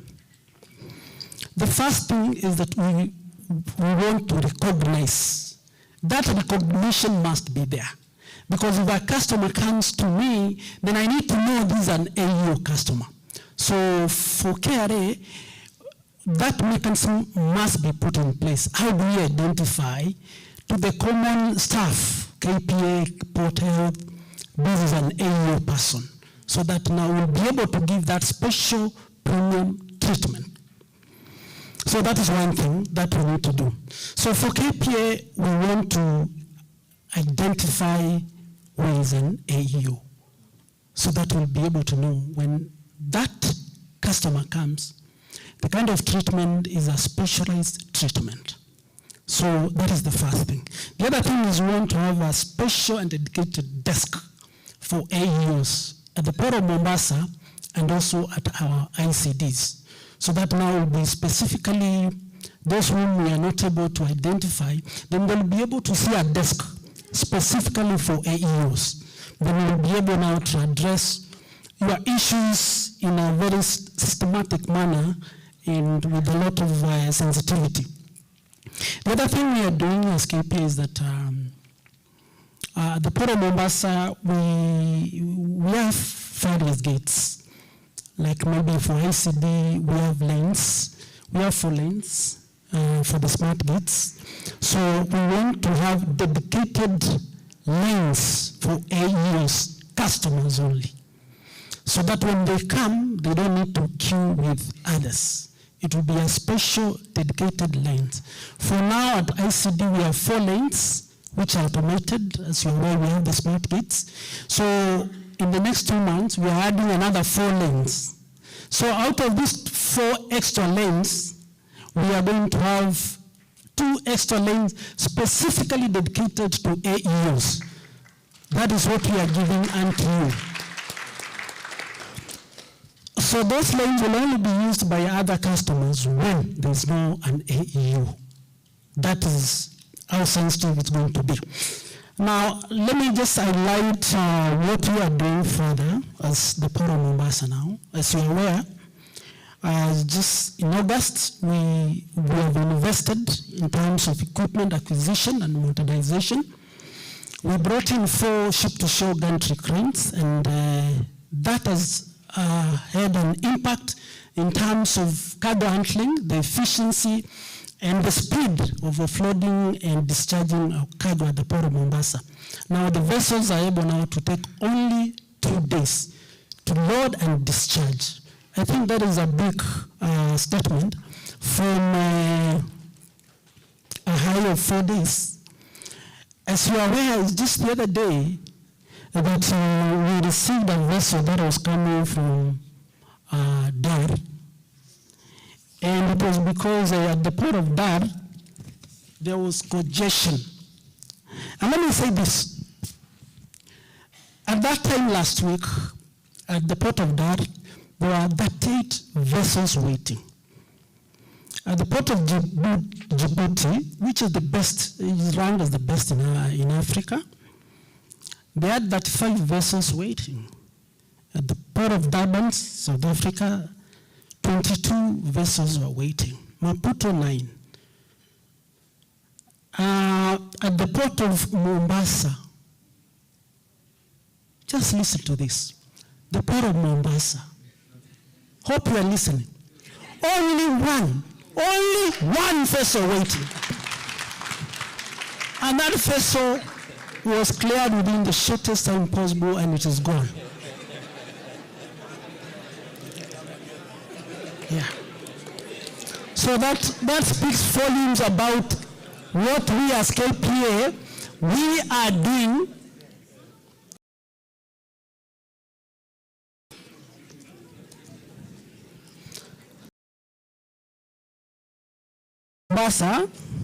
to ensure that we have and that we are able to serve our customers. We are upgraded of our terminal system. It has been there for over 10 years. And systems, when they are over 8 years, then they need to be changed. But we are not changing. What we are doing is that we are enhancing that system. And that will be able now to reduce the aspect of documentation. I want to respond to my brother, Bana Agayo. You are very much aware in ICD, when we started in 2018, 40% of our customers were the only one who are able to pay, to clear their cargo without payment of any storage. That is 20%. That is 40%, which means 60% were paying storage.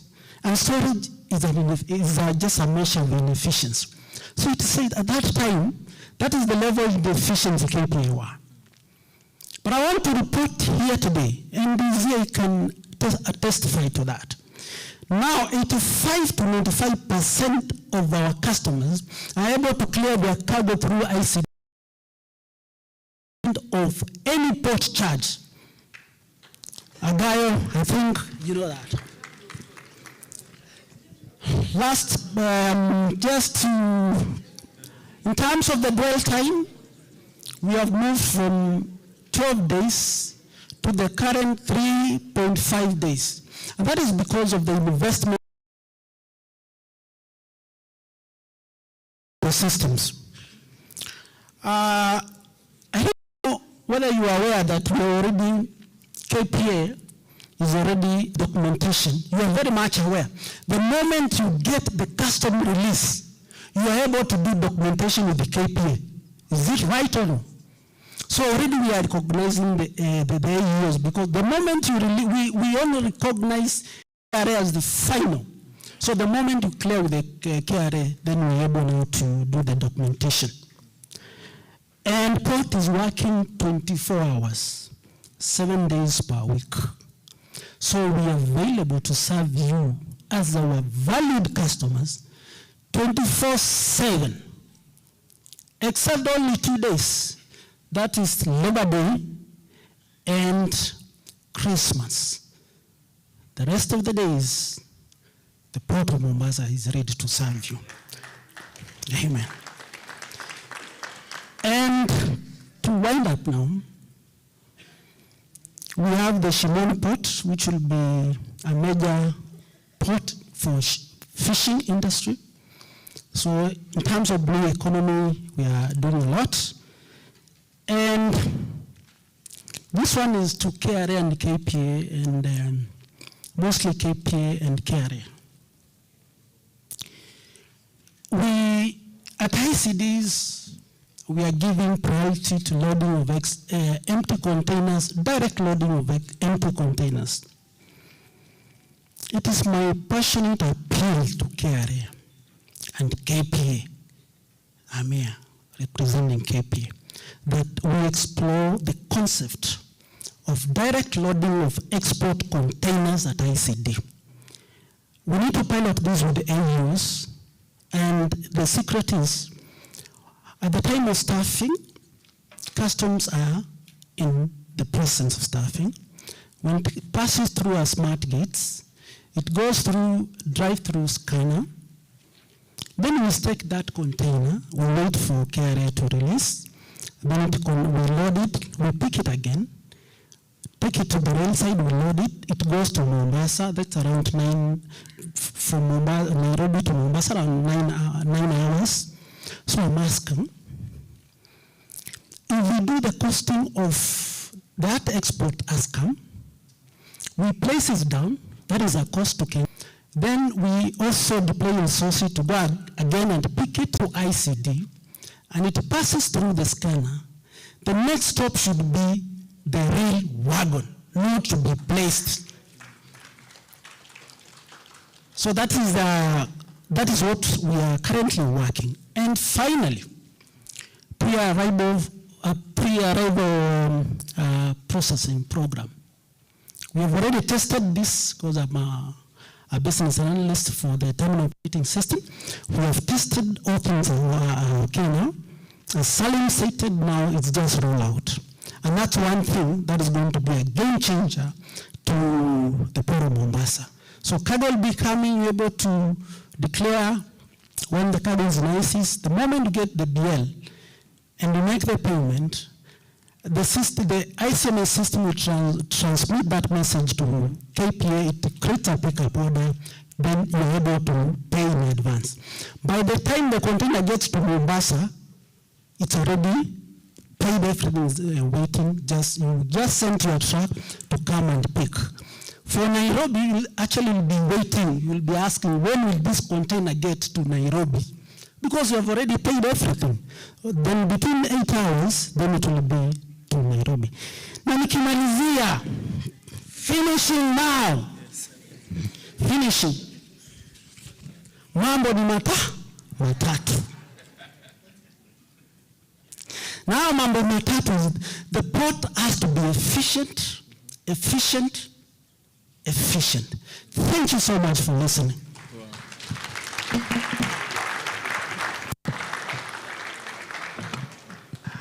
Thank you. Thank you so much, Mr. Francis. Mr. Francis is passing it out as Kenya Ports being the mark of efficiency. And we really want to appreciate you for the steps that have already been made and the ones that you are yet to make. Please, let's give him a round of applause. And in the same breath, please give a round of applause to the panelists. At the end of it, we are looking at simplified procedures. For the AEOs, we are looking at enhanced level of voluntary compliance. We are looking at how we can facilitate trade that is coming from the PGAs together with KRA. And so we really want to appreciate you so much. Mr. Danje, if you may allow me to take only 2 comments from the floor, I'll really appreciate. First, I beg from you. Thank you. And of course, I know, Madam Commissioner, of your blessings also to take this. Now that Mr. Salim had spoken, I want to keep him last in this. Let me take gender sensitivity. Okay, that hand was up first. Thank you so much, Mr. Kindly take it up. And then I will come to her, and then Mr. Salim, of course, then we cut it at that. Yes? Oh, yeah, Mr. All right. Thank you. So I'll only take 4 comments. Make it very, very brief so that we don't stay here longer. Thank you. Thank you. My name is Oni Baiji from AGL, previously Borore. 2 comments. One is to Kenya Airport Authority. You actually are the landlord for the transit sheds. The bane that we have with the transit sheds is the fact that they do not operate 24/7. I know very well KRA are very ready to provide the service. So we are imploring on you to coerce these people in providing this service. We have had several stakeholder meetings on this, but it seems that we have not made much progress. I'm therefore requesting in this forum, we are all here, we are the ones who actually really want these people not to shut their doors at 4 o'clock on Friday, or every day for that matter. We are competing with the likes of Addis Ababa, which is open 24/7 throughout the year, except New Year's Day. So you can actually go and clear your imports as well as your exports at any time of the day or night. And especially all we are asking right now is that they allow us to clear until around, let's say, 7 in the evening, Saturdays until 5, and Sundays until 1 to start. At least that's a minimum thing that we all need from these ground handling companies or your transit sheds. They're all under your license. They are all private entities, but I'm sure that you can bring them to board on this particular aspect. Number 2, Madam Commissioner, maybe it's an out-of-box comment, but you know, I heard very carefully KEBS, KEFIS, or rather plant health, and I don't know why I still can't call you the nuclear whatever, but it's still, for me, is RDB, radiation, yes, but I mean it's a new one, so I'm still in the BBC era.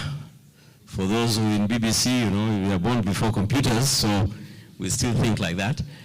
When I listen to them carefully, their mandates seem to actually overlap each other. They are actually looking after certain things for our food, for our protection and security in terms of what we as Kenyans consume. Madam Commissioner, my plea to you is, can we look out of the box and find a solution to have somebody in customs who can look after the interests of these bodies and be able to serve us at the same time? Madam, thank you very much. Thank you so much. Thank you so much. We are taking note of all these, and you can see the panelists are really on their writing pads. All right, thank you. Now that you... Thank you very much. Yes. You know, when you're standing there, you must be having decorum. Sure. When you're standing this time, you can be brutally honest. Yes. So I want to be brutally honest. Listening to the government agencies, I empathize with the commissioner, because I still see an individualistic approach to the AEO program. Nothing bad with that. Our only request is, and Nasir, thank you for being honest, you are still looking at your mandates in terms of why you are established and what you must do. And all of us here are waiting to listen to you saying, we have agreed to work together to expedite AEO clearance. So that is a problem. But I think it's also a need for us to let go and say, fine, and I liked what my friend said in the sense that we are going to expedite. So let's start with baby steps. I think I've been trying to climb from the top. KEBS say for AEO, we'll give you 2 hours for this service. If you're non-AEO, we'll give you 7 hours. So that it's clear for us what you're going to get as AEO. Number 2, and Kented is here, the identifier in the ICMS, where AEO is already identified. Can you just appreciate that for AEO identified transactions, what are the timelines? What are our risks that we can let go? You understand? Sure, sure. And then lastly, I think it's also important to bring in the private sector to your working team, technical working team, because I'm seeing all of us going there with the Parliament Act provides us to do this, and none of us wants to look bad. Yes. So you treat each other very nicely. So what are we asking for? Tell us in your service charter that for AEO we'll treat you like this. We agree. For non-AEOs, we treat you differently. But as I could sit down, I'm just still disturbed that the interest of PGAs working on AEO is still not there. And it's understandable why. my director was talking about the risk management and the risk profiling. So I'm only asking of us to say, what can you seed? And say, this we can let go, this we cannot let go. If it takes 5 days to test a product, for example, KEBS, can you, in your wisdom, say, for AEOs, because you are known to be good, we'll expedite it to 2 days, possibly. But I'm still a bit disturbed that all of us still in our cocoons, still working within our mandates and the Parliament Act, and nobody's letting go. That's my brutal honesty on this side. Thank you very much. Thank you. Thank you so much. Let's give him a round of applause. I think it's good to be honest, and we are listening. That's why we have this team up here, and just to make you so much assured, we have our commissioner here, together with the DCs and the KRA staff. We are all looking at all these. So feel free, speak out, and that's why we are here together. Mr. Salim. Yeah, I think, yes. Thank you so much for the opportunity. I'll start with KPA. Sure. I don't know, he has mentioned about this flyer with Kentrade, which says this is AEO. We have shipments at the port to be railed, and both of us are AEOs. They're taking 10 days. Imekaa hapo yadi, imekaa, tunapiga kelele, tunatuma emails, no response. We take WhatsApp groups, we put that message, these containers are not moving for reasons best known to Kenya Ports Authority. Not SGR, not railways, Kenya Ports Authority. Maybe goods promptly and the results out, because for us at the borders we do not have a problem with KEBS. Now, the challenge will arise with your end, from your end. You partnering with KEBS. Now with on Port Health, there have been a lot of mention to do with cargo, but no passenger. The COVID-19, and it's all fine. What you don't realize is that it's okay because those are very contagious. I don't know, they are dangerous diseases. However, this year, KTA, what we decided to do is to test our drivers. We took the eye test. So what we did, we checked their pressure levels, their sugar levels, and the eyes. From our data, we realized 1 in 5 drivers, they don't see properly. 1 in 5. That is 1. 2, what I mean 1 in 5, eyes is on a signpost. Unaona hizo signposts, the way they are put, the reason why road safety, it's not never put in words, it's because it needs to be clear, and then there are not two interpretations. So most of the guys could not actually just see that signpost that is just, across the road, right? And you can see how, you feel the weight of that in terms of road safety. What we desire, and this could be achieved through yourselves. Yeah, sure. Oh, all right. This could be achieved through yourselves. As KTA, we are ready to be conducting the camps. We call them the medical camps. Could there be a way, in promotion of road safety and through this program? Could there be a way, you've already automated some of the services. Could there be a way you share that data also with KRA under this program? Why?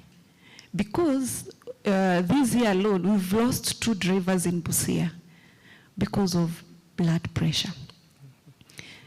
You are here complaining, there's traffic, somebody might be telling me it's KRA, it's this, but then it's somebody who has died inside the truck, na hizi songa na huwezi ruka juu. Once you follow up, you realize he just had a medical problem. Now, how do we change the culture? Could we do it? Is it possible? Yes. Have we done it? Yes.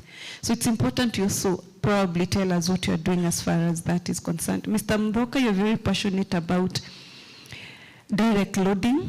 KPA this month, on 1st of November, our trucks stayed inside the port for 9 hours just because you're insisting on direct loading. And what was the problem? KRC did not have wagons. On 18th, there was so much rain that the train could not move. So we stayed at the port for 23 hours. Why? Because we're insisting on direct loading. Is it a good thing? Yes.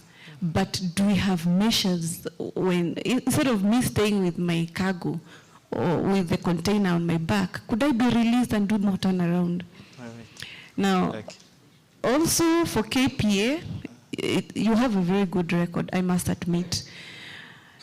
Now, when you're coming back with empties, you've changed your procedures, and now somebody has to pay up. Sorry, yes. So this is my last point. You have to pay up front. Now you are facing system challenges. On 2nd of November, we waited for your systems to come back for 7 hours, 50 minutes. And the trucks, now let me tell you what happens. You are clamped, yani Kanjo clamps your vehicles, you just get bills and bills and bills. That is one. Number 2, you are properly harassed by Kanjo. Number 3, even your truck parts are stolen. Now we stayed there for 7 hours, and still on 20th, we waited for 3 hours. Now, what I'm insisting on, because AEO is a beautiful program and it looks at efficiency. We cannot avert some of these challenges, but could we have a plan B? Thank you. Well, thank you. Let us, all right. Thank you so much. I want to assure us that from the first time we held this conference last year, and this year, we have taken all the responses positively, and we are working on them and building them up. Again, I want to assure you, all those who've spoken, that we have noted this down. They have noted down, we are working on them, and very soon we'll have response coming from the team and various agencies that are represented. And so, ladies and gentlemen, allow me to say a big thank you to all of you for such a wonderful audience that you have accorded us. And again, I want to thank the panelists, ladies and gentlemen. Thank you so much for finding time to be here. We hope that you've taken note of what has been brought back as feedback, and we are taking it back to our various agencies. Let's work on them, and please, let's give them a round of applause. I know there are hands that have cut short. It's because of the request due to time. Allow me to end this session here. Thank you so much. Let us meet again in the next conference. Asanteni. I'll request the panelists, kindly, you may take the exit. Yeah. And again, allow me to take the program back to our lead moderator, Ms. Chibole. Karibu.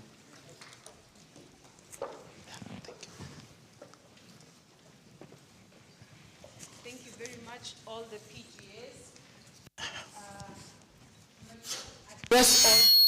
We might not address all the issues today, but we have allowed room for the conversation to start, and hopefully in the right direction. Now, there's been a lot of reference to, and they're very quickly 5 minutes.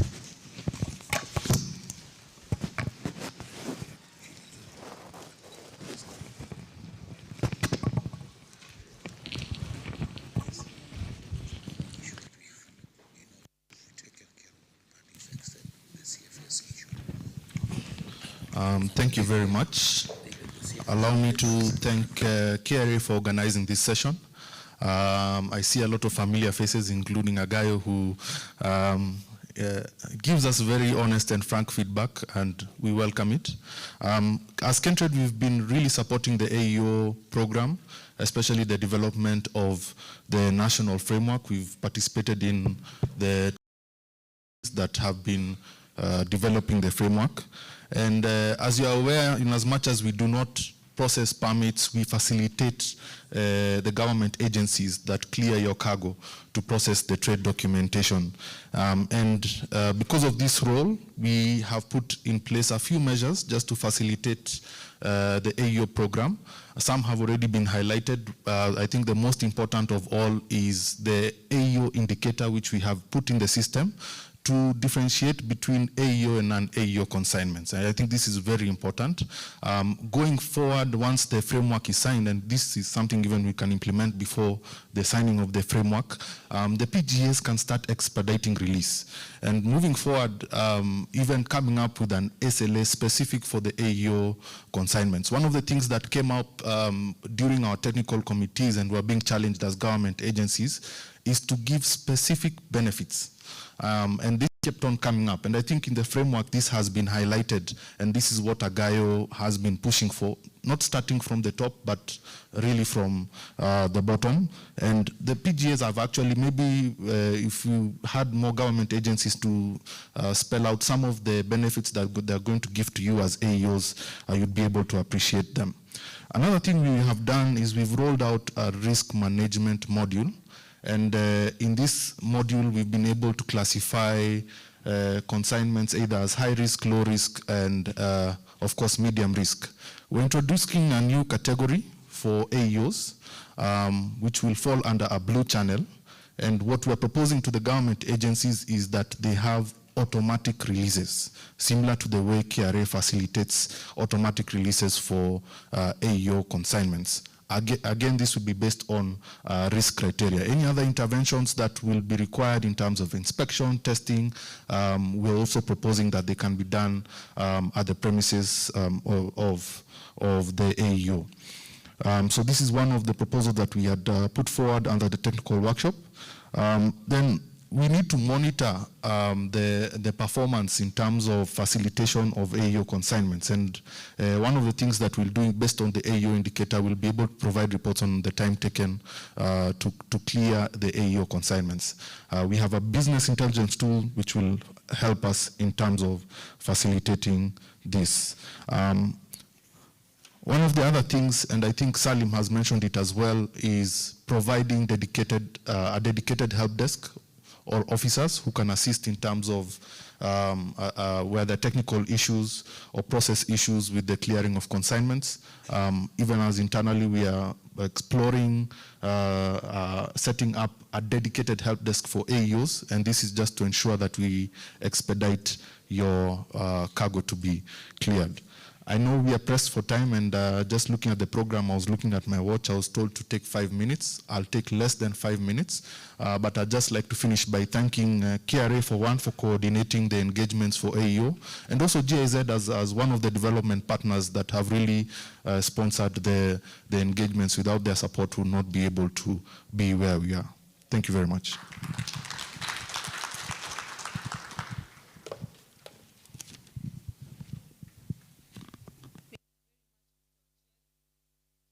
Trade is very efficient. You tell them 5 minutes, they take 3 minutes. We will be welcoming shortly the PS from the Ministry of Industry, Trade and Investment. So if you see our commissioner stepped out, it's just to go and invite him and usher him in. As he comes, we'll have a short presentation from the tax amnesty team. Some of you might wonder why, but because we want to give you a holistic service from Kenya Revenue Authority. And we are joined from DTD by the Chief Manager Policy, Madam Lena Okumu. If you just stand and wave to the crowd. So if you have any DTD concerns, they are well represented. Ms. Miriam Masharia, kindly take the floor.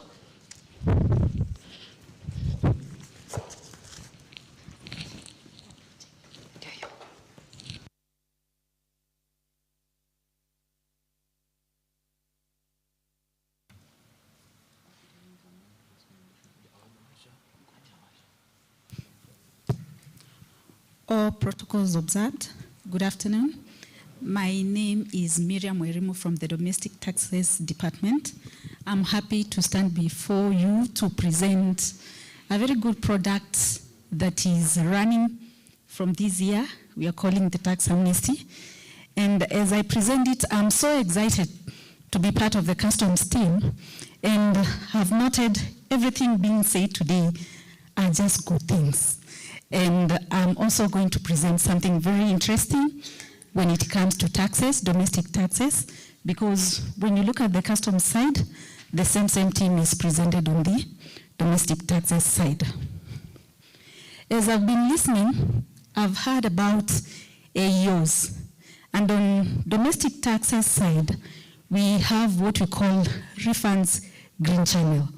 And I felt before even I take you through the amnesty, I can just mention about it. If you're a refund claimant, a VAT refund claimant, we also have the green channel program, which works closely like the AEO. Once, if you have a refund and you're under the green channel, your refund is not audited.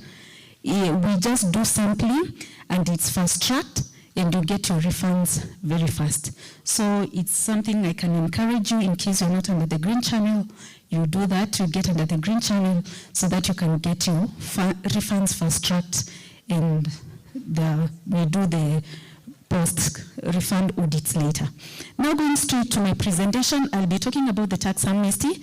The tax amnesty was introduced by the Finance Act 2023, and it came to replace the waivers.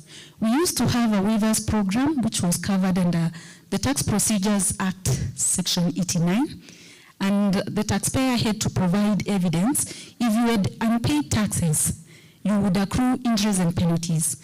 And for you to have, you were supposed to pay the interest and penalties. If you did not pay, we would enforce recovery. And you had to give justification as to why you wanted to get the waiver of the interest and penalties. But the good thing, the Finance Act introduced the amnesty, meaning a taxpayer does not need to provide any justification for why they did not file or pay on time. We have given a clean slate. We are waiving the interest and penalties for periods prior to December 2022. You will get the amnesty on interest and penalties. But there are two categories of taxpayers who will benefit from the amnesty. The first category of taxpayers, they will need to apply for the amnesty. And the second category, required to apply. Which is the category that will require to apply?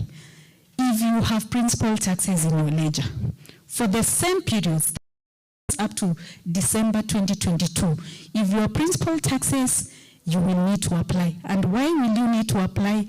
Because as you apply, you will be requesting for a payment plan, saying, I will request to pay this in 4 installments or in 3 installments. But as a request for the payment plan, ensure it doesn't go past June 2024. Because amnesty runs from 1st September 2023 to June 2024, but it covers taxes for periods up to December 2022. So the first category that we require to apply, it's because there will be a payment plan. The second category that will not need to apply are taxpayers who did not have principal taxes in their ledger. The only thing you have in your ledger is penalties and interest.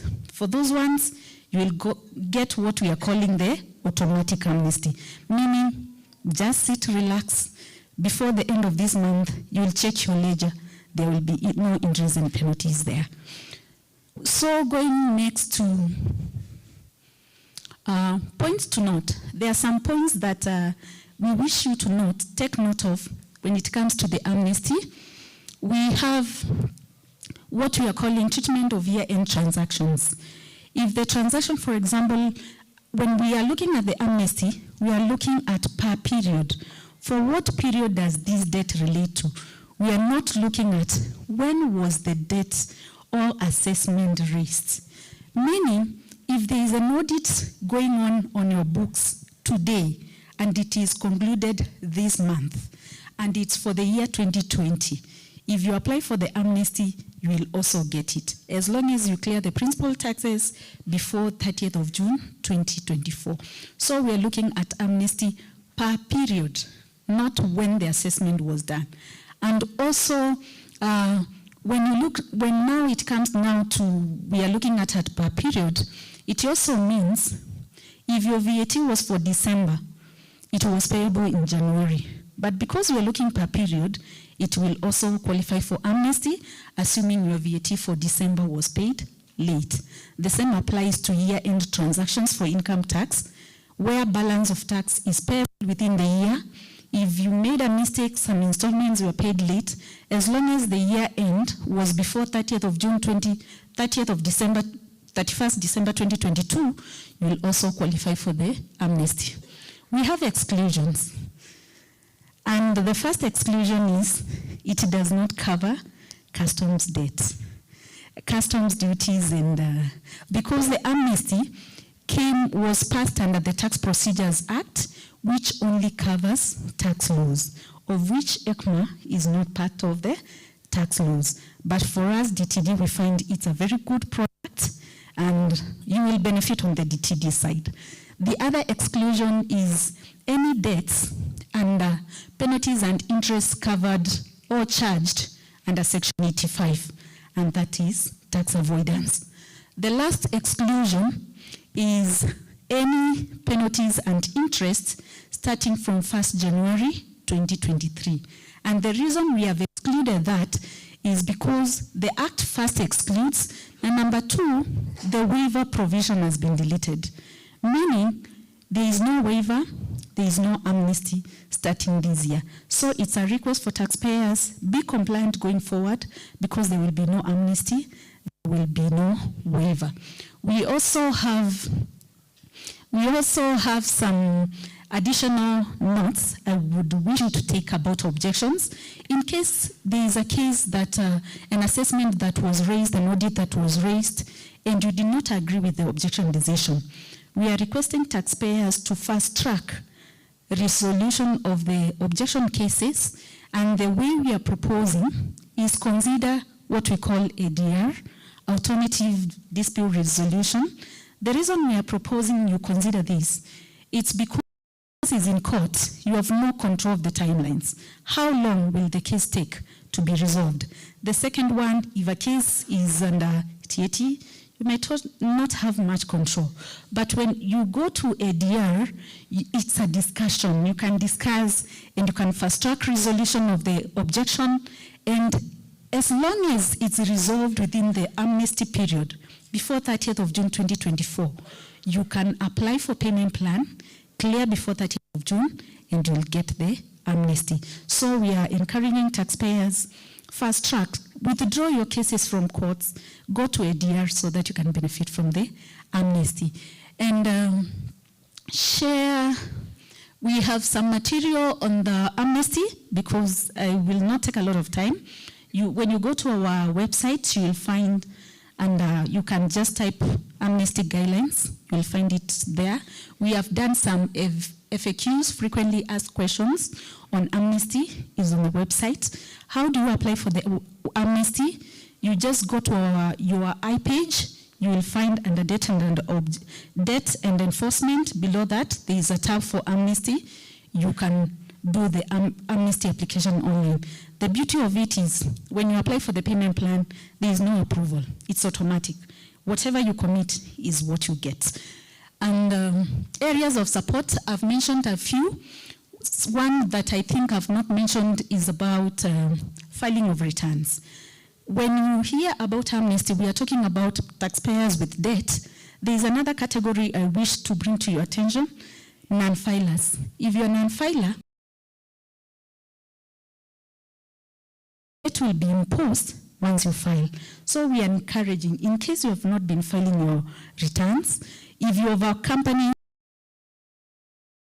took a VAT obligation and you got business for 1 year and stopped using it, it means the moment you will reactivate using that VAT obligation, you will have to pay all the penalties. But if you file today, you can file new returns, you will benefit from the amnesty. But unless you file, you will be a non-filer, you will not get the amnesty. And in case you have any assessments that are not in the system, bring them to our attention so that we can post them. In case you have return amendments that have not been concluded from our side, bring them to our attention so that taxpayers you can benefit from the amnesty. And lastly, we encourage what we call voluntary tax disclosure. And this is in case you have a period, you feel you did not make the correct declarations. We encourage you to take up you do the voluntary disclosure now. You better disclose now, because when you disclose, you will give yourself a payment plan and you will have to pay before 30th of June, instead of waiting for audit to come and audit you next year and raise some assessments that will not be subject to waiver. So if there are some amounts you feel you did not declare correctly, this is your opportunity to do that. Thank you very much for listening and for your time.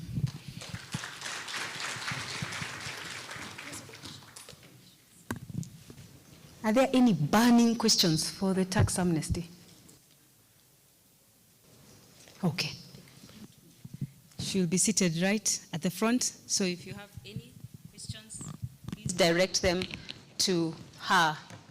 Now, next we were meant to have our DC Bulut. They're still ushering in the PS. So let's take the opportunity to just stretch.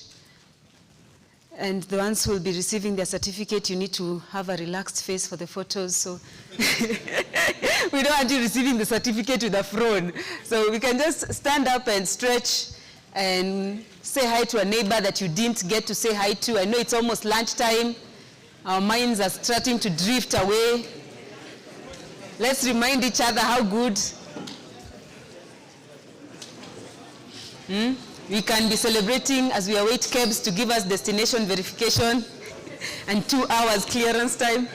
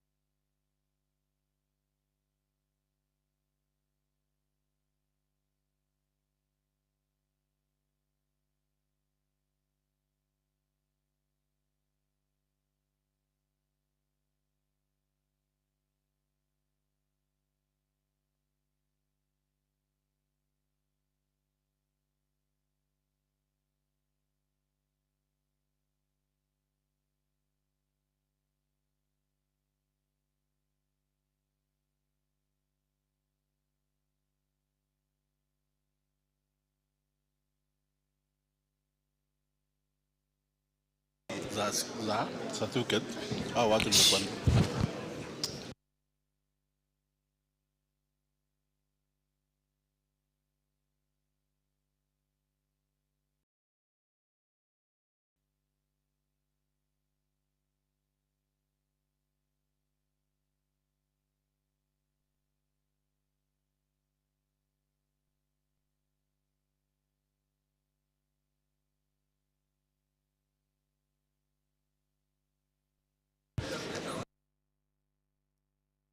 Ladies and gentlemen, we can resume session. I think we have stretched, we have gotten back our smiles, we have celebrated ourselves and our organizations for this far that we have come. We are privileged and honored to have in our presence the PS, Ministry of Industry, Trade and Investment, Dr. Juma Mukhwana. Thank you very much, sir, for honoring us with your presence. And now I'd like to hand over to our Deputy Commissioner, Revenue and Regional Coordination, Mr. Kiprono Bulut.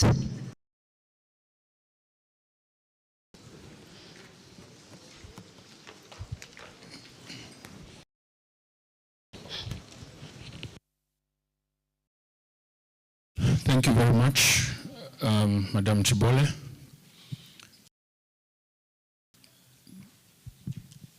PS, our Commissioner of Customs, our Director from the World Customs Organization, and the GIZ Head of Sustainable Economic Development Cluster, distinguished guests, ladies and gentlemen, it is my honor and privilege to stand here before yourselves and to really give a wrap-up as part of the PS's additional brief. We've had our sessions from the morning. We were sharing our experiences as AEOs. Started by our representative from the Shippers Council, a guy who gave in the remarks on behalf of that institution. Then we had the MD in one of the clusters, who is also a member of CAM, Mr. Neil Kamal Shah. We've also had experiences being presented by the elder member of the Kenya Institute of Freight Forwarders Association, Mr. Salim Nasib Mubarak. We've also had experiences being shared by the Kenya Transport Association, by Madam Mercy Reri. Basically, this PS and distinguished guest was an experience being shared by each sector on the experiences under the authorized economic operators. The AEO exporters, manufacturers, clearing agent, and transporters. And of course, owners of cargo, that is the Shipping Council of East Africa. Subsequent to that, we had a panel discussion towards the achievement of, or rather the establishment of the national AEO framework.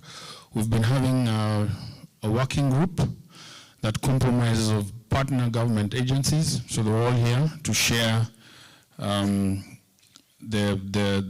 proposed benefits, because PS, this is our top taxpayers in terms of contribution towards customs revenue. They contribute 35% of, with utmost respect, better, because they have undergone a rigorous vetting process to be selected and to join the AEO program. And to retain it also is a privilege, and because they are highly compliant, is that they have seen the AEO concept. Their clearance processes. We have seen a benefit on our part as Kenya Revenue Authority on the compliance and, of course, increase in revenues. We have seen it increase year by year on a scale of 25 to 26% progressively year by year. On the part of,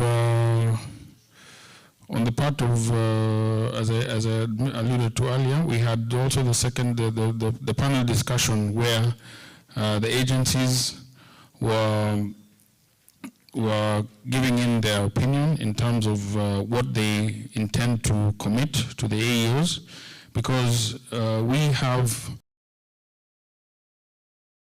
of the clearance process. We have the Kenya Bureau of Standards. We have the single window team. We have the Kenya Nuclear Regulatory Authority. We have members of the Port Health. We have Kenya Ports Authority, Kenya Airports Authority, and of course KRA as part of the clearance process. They have all given full commitment to the process by engaging both internal stakeholders and external stakeholders.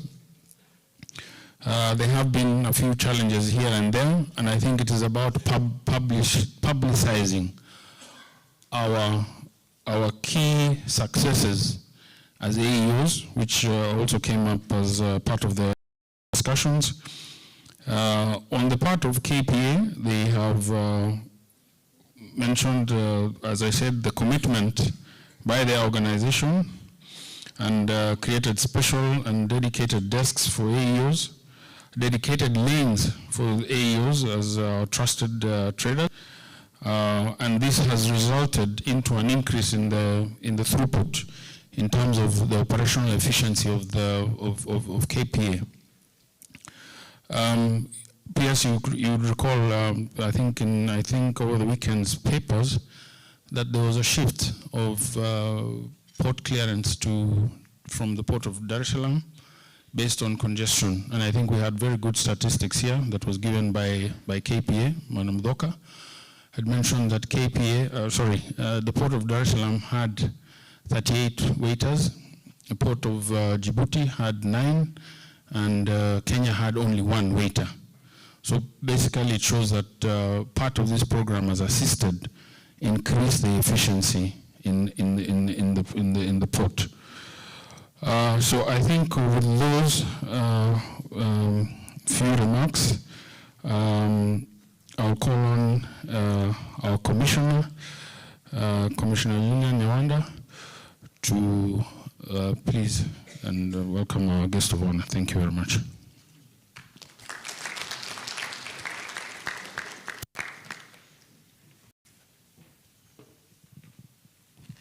Thank you, Deputy Commissioner Bulut, for the good wrap-up and the reflection on today's discussions. So, ladies and gentlemen, maybe I was keenly listening to the feedback, especially from the panel discussions and the presentations. And the assurance I want to give you is that KRA is a listening organization. So I've taken notes. In fact, my notebook has so many pages of notes. I've taken notes, and we appreciate feedback. That's how we grow. That's how we continue, building our economy and making our services even more efficient. So we really appreciate feedback. We have taken note, and we will ensure that we carry on whatever proposals have been brought in. And key to note is the issue about the partner government agencies. We're one government, so we have taken feedback again. We will work together. We will work together. We will work together to ensure that the whole process is streamlined. And we look forward to, signing off now the agreement as the different government agencies for purposes of implementing AEO. So please be patient with us, but it's work in progress. We will make sure this thing works for all of us. Both AEO, both pre-arrival clearance, and any other initiative that we put across. So thank you so much. So without talking so much, I know Bulut has wrapped up all that we discussed. I want to introduce our chief guest for today, Dr. Mukwana. He's the PS for Industry. We are really honored to have you. Thank you for accepting our invitation. You had a very busy schedule, you had a very busy morning, but we just had to. He's passionate about building this economy, about industry. I'm sure you've known the things he's done. Key to notice the county aggregation center that is set up across the country, and we look forward to hearing from him today. So, ladies and gentlemen, maybe just to highlight PS that we'll be awarding about 70 new AEO members. So we look forward to you issuing the certificates and honoring this prestigious group of companies. So without much further ado, I'll ask us to please stand up and give him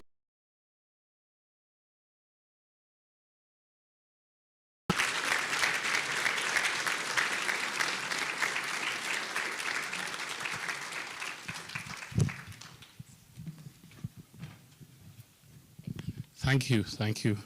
Let's be seated, thank you.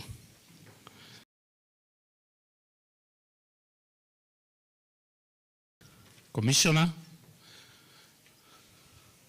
good afternoon, ladies and gentlemen. I heard that I was being ordered to come here by taxpayer. So thank you so much. I will not take much of your time. My name is Juma Muhwana. I'm the PS for Industry. And I am honored to be here at this workshop that is discussing about how do we make our business environment more competitive. And sometimes when we think about competitiveness, we think it's a government thing, but at the end of the day, this country belongs to all of us. So let me thank the KRA, first of all, for organizing this workshop. Let me thank GIZ for supporting this initiative. As we all know, and as we all agree, Kenya has a lot of potential. So we have been punching below our weight. And I'm always happy to join you in any initiative more competitive in the region. I will put a bit of statistics so that I just support what I'm trying to say. We are here to listen to you. Remember, as government, we are a referee, but sometimes we are a referee that does not understand how the game is played. I don't know if you understand. From industry where I come from, I see that, you see, usually the referee, the football referee is very different because he understands the game. He knows when it's a penalty, he knows when it's a hand. It's called what? Handball. We referee a very different environment. So we find ourselves calculating taxes on things, on raw materials, on finished products, and sometimes we don't understand the dynamics of that market. So from where I sit, because I represent manufacturers, I see that every time we sit down to have a deep into a given product, when we look at sugar, sometimes we cause more injury. If we step back a little bit, I know that Kenya is a leading manufacturer within the East and Central Africa region. So if you look at, in spite of all our challenges and our problems, look at the industrial base for Kenya within East and Southern Africa. This is because of the work that you've done. So if you move from Johannesburg, Pretoria, wherever, Durban, in between here, we have built a strong industrial base. But it's not always going to be like that if we don't know how to play this game. So we are doing fairly well. If you look at the East African GDP, we are contributing nearly 46%. Maybe it's now lower with the Somalia coming in, but that's nearly 50% of the regional GDP. That means that we have, and Kenya has all the disadvantages sometimes. If you look at our agroecological situation, only 25% of Kenya is arable. So if you look at it, the other, 25%, the other 75% is arid and semi-arid. So sometimes I admire, she was talking about Dar es Salaam.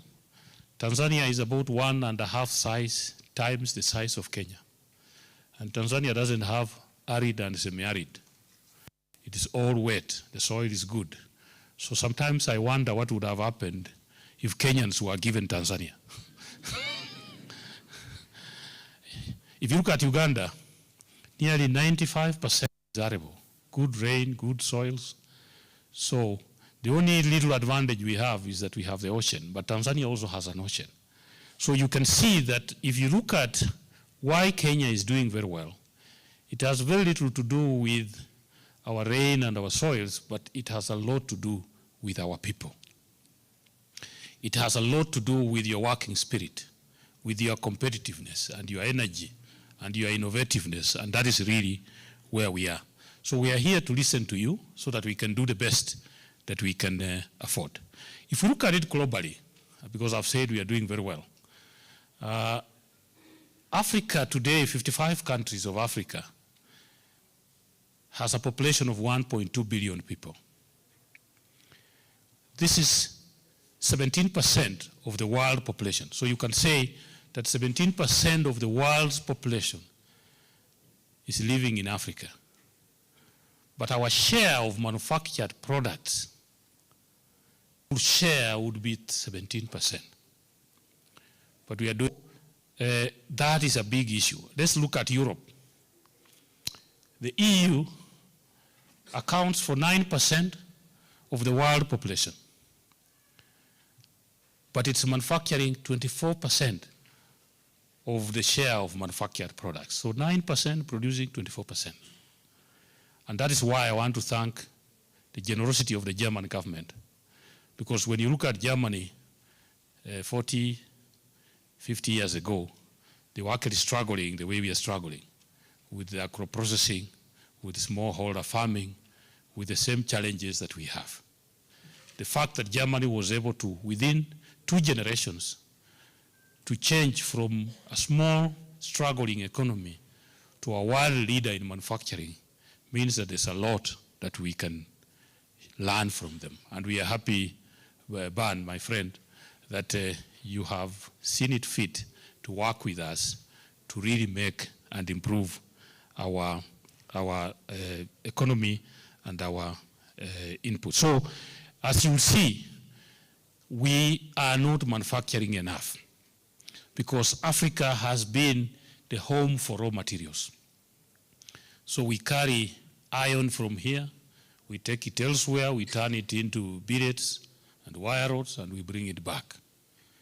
We carry lithium, we go and turn it into batteries, and we bring it back.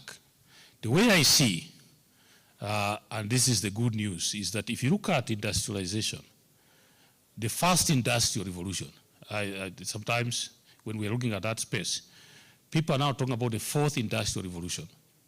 But Africa has not achieved the first one. I don't know whether you get the irony. Watu wameenda 1, 2, 3, wako kwa 4. Sisi, we have not part of the first industrial revolution. So we are still struggling there. But that is not to discourage you. When you look at the first industrial revolution in Europe, 17th, 18th century, that's where it started. Mostly driven by the steam engine and a lot of human labor. And when the Europeans then moved to the Americas, they moved with this industrialization. So the Americas, US, Canada, then with time, the cost of manufacturing became very high. I know that in Kenya, we talk about the cost of manufacturing. When the cost of manufacturing in Europe and US became very high, what happened? A lot of the companies relocated to China and to India to try and tap into cheap labor. But the Chinese took the stick and ran away with it. I don't know if you understand. So today you look at China, and it has become a global leader in manufacturing. And so if you look at China, Malaysia, Singapore, Philippines, India, Japan, they have all made their progress in terms of industrialization. But then the cost of living, the same things we are running away from Europe, has again hit Asia. So there's no cheap labor in China anymore. And there's no cheap labor in India. So the tsunami that is industrialization is on its way to Africa. So it moved from Europe, it went to America, it has gone to Asia. Take it from me, it's on its way to Africa for a number of reasons. One of it, of course, being, again, the issue of labor, but also the issue that global logistics have become very. Within the next 10, 15 years, it's not going to be tenable for you to carry raw materials from Africa and take them to India and then bring them back to Africa. 2, so what we see is that a lot of our manufacturing is going to come to Africa because of that. So the raw materials are here. If you look at the population of 1.2 billion people, this is a big consumption.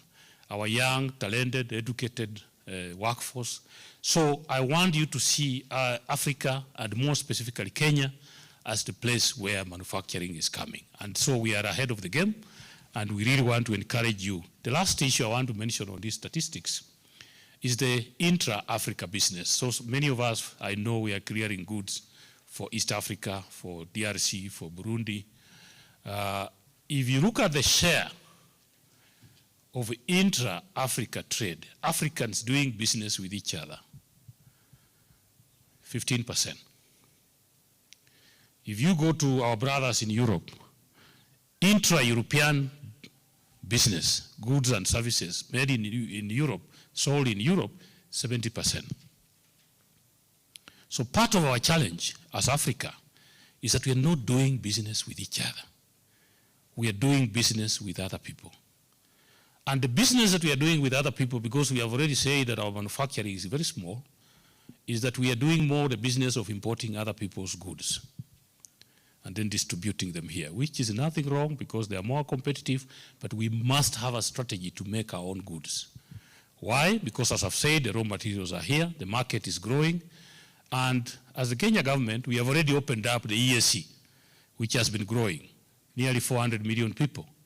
The African Continental Free Trade Area is something that we have been discussing, taking shape, that you can now make goods here with clear rules of origin. We can sell across Africa. So we want you to see Kenya as your launching pad into Africa, so that we can make goods here for export into Africa. And as I've said, importation is not bad because other people will always be more competitive. But let's remember that there's no country that has imported itself into prosperity. Do I repeat that? There is no country that has imported itself into prosperity. You cannot import yourself until you succeed. So sometimes when I listen to Kenya and we talk about the cost of living, and I say, if you are consuming what you are not producing, we cannot start to have a conversation about the cost of living. If you are consuming somebody else's products, how do we talk about the cost of living? Because you only tackle the cost of living by consuming what you produce. And every time you import, I'm not discouraging you from doing that, you export a job. Right or wrong? Right, isn't it? Because there's somebody making that product for you. And so, from where I sit on industrialization, it is good to import, but let's also learn. I have a friend of mine about a month ago that started a pharmaceutical factory. He has been importing pharmaceutical products. And he realized that the market was very huge. And he asked himself, why am I importing these things from India? If the market is so strong, why can't I make it? So he bought his own little machinery, and now is producing from here. So I think it's good to import. If you import and you learn that there is a market and there is a niche, the only way we'll grow Kenya and grow Africa is for us to say, if I have established there's a demand for this product, then I need to go to do the next necessary step, which is let's start producing here. Because as a country and as a region and as a continent, we are importing so much.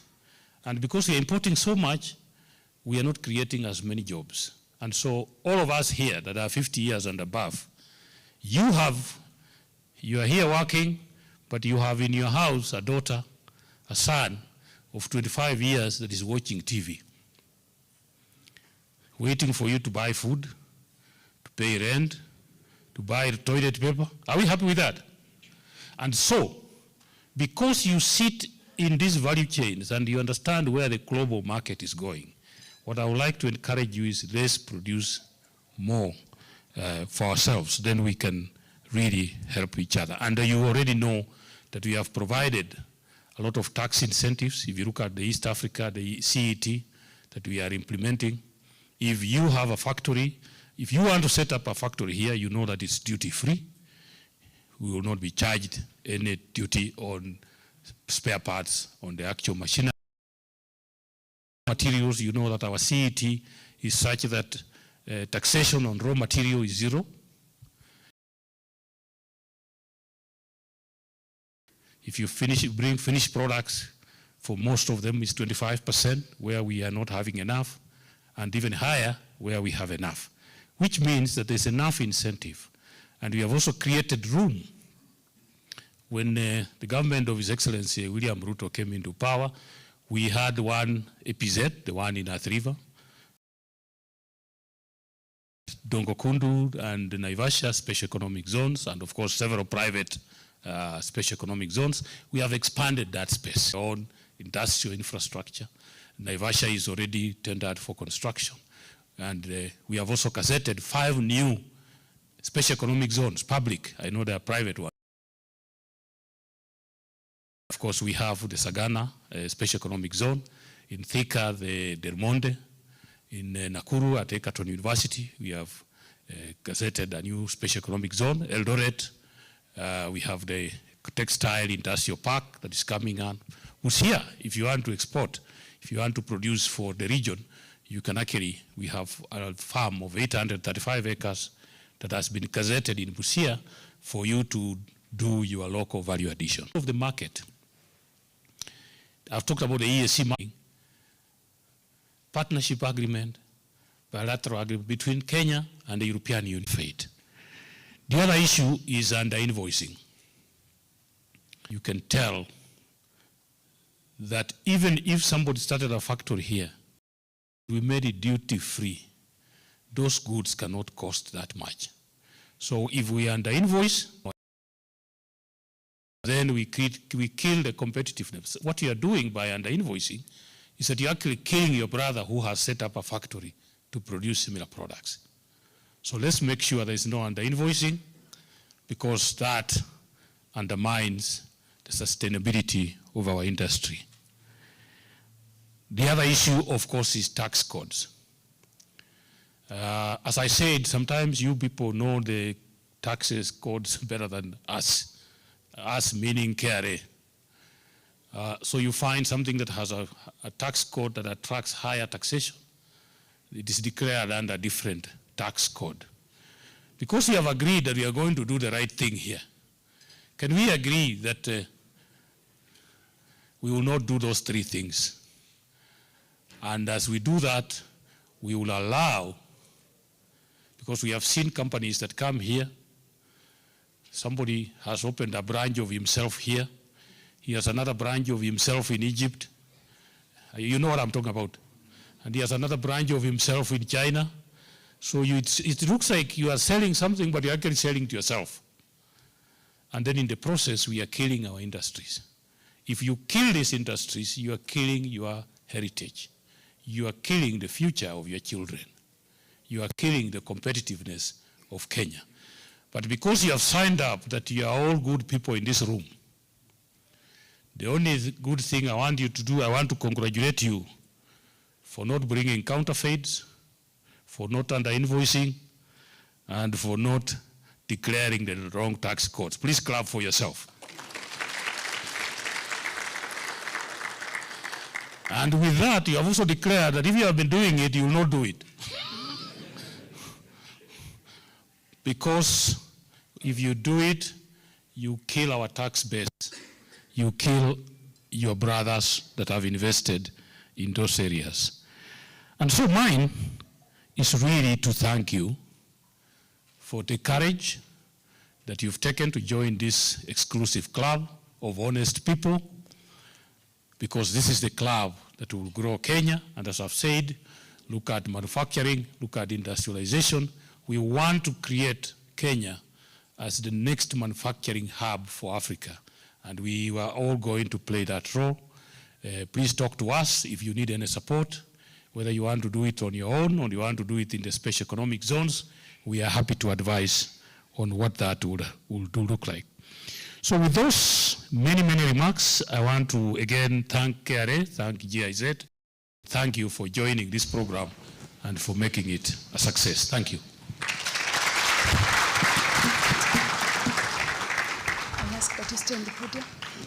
I'll ask Dr. Mkhwana to stay on the podium, and thank you very much for those remarks as we welcome Commissioner, the Deputy Commissioners, and the Chief Manager, Trade Facilitation for the awarding of the certificates. Ladies and gentlemen, the challenge has been posed to us. What percentage of what we use in our homes is locally made? Once you have answered that question, we can talk about cost of living. It's closed until we open that, okay?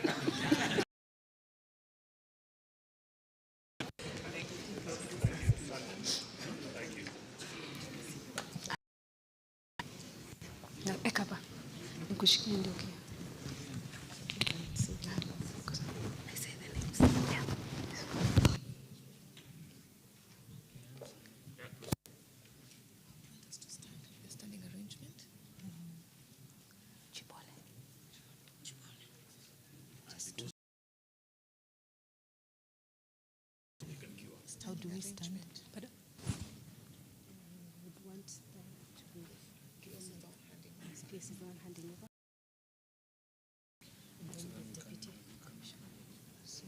So this, wouldn't it be the other way around? Because they are here. So I'll have to be on that side.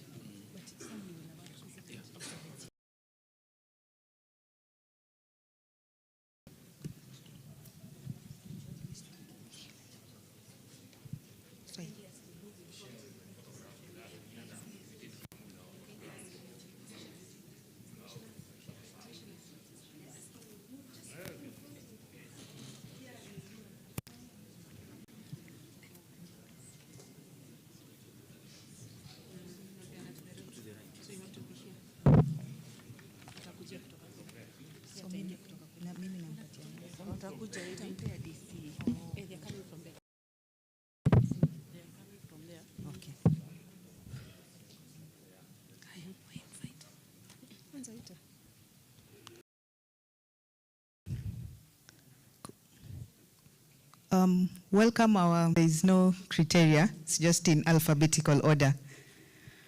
And I hope you'll fasten your steps so that we make this process fast, yeah?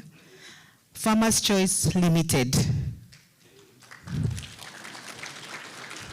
Farm Parts Limited. Please come quickly so that we speed up the process. FedEx Express.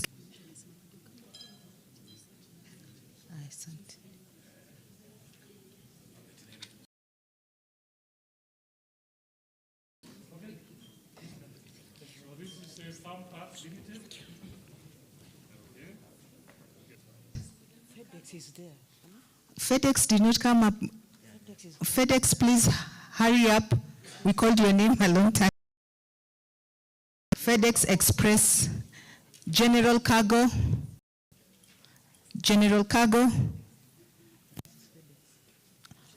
Goldfields Logistics Limited. Please come forward, General Cargo.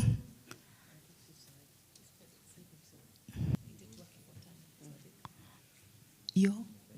FedEx. Mm.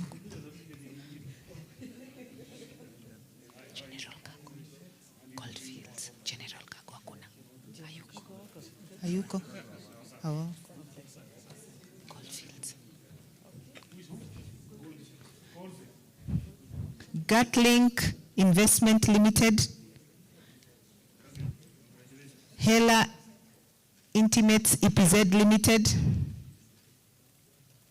Huawei Technologies Kenya Company. H. Young and Company East Africa Limited. Iman Logistics Limited.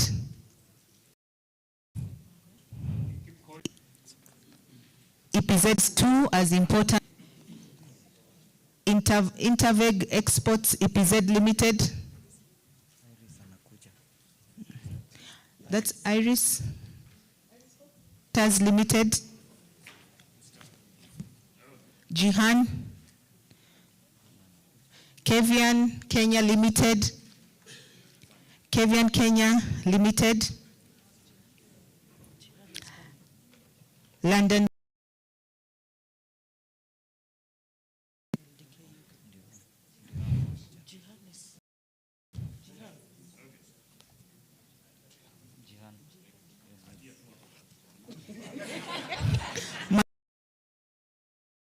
Logistics Limited, Makiwan. Makiwan Logistics Limited, Manuchar Kenya Limited. Manuchar Kenya Limited, please. Mobius Motors.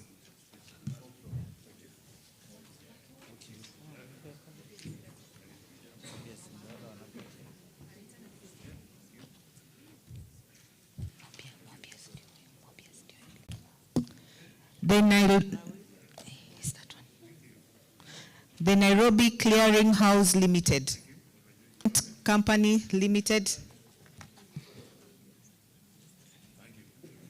National Cement Company, are you there?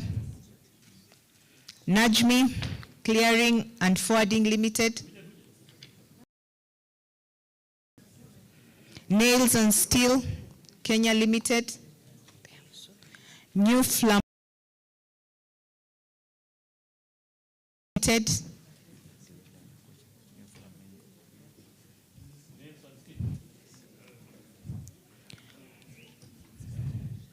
Polyflex Industries Limited.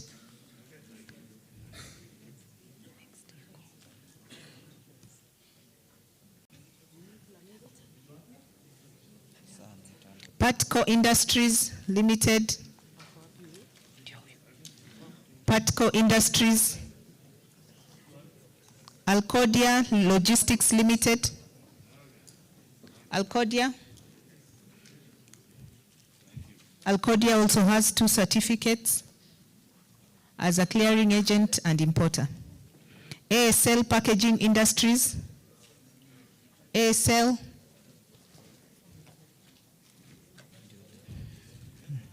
Amiran Kenya Limited,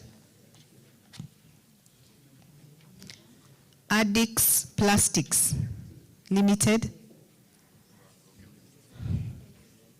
Addix Plastics,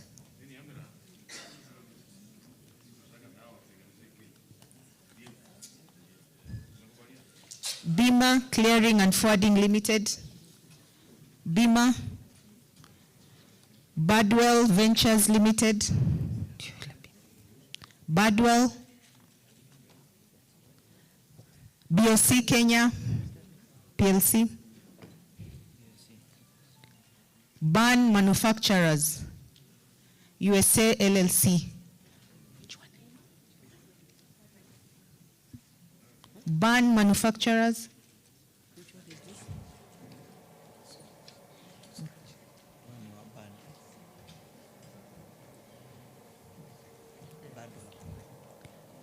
CFAO Motors Kenya Limited, Sifao.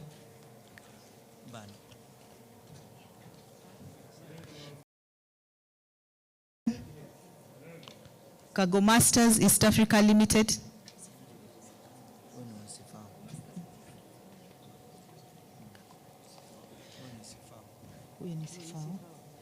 Cutting Edge Investments Limited,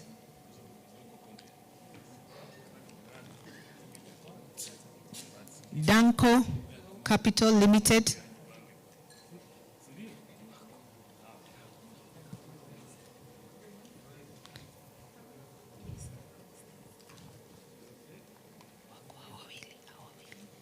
Dignity Collection Limited, Dignity, ECTA Kenya Limited, ECTA, East African Cables Limited,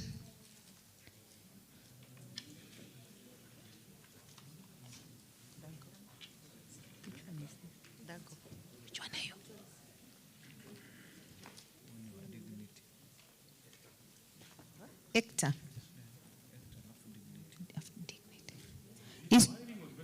East African Cables, East African Cables, HKN Agencies Limited, Excellent Services, Freighters Limited,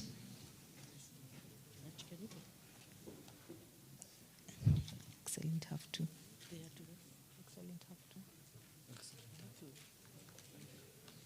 Ramco Printing Works Limited, Ramco, Reliable Freight Services Limited, Reliable, are you in? Rock Industries Limited,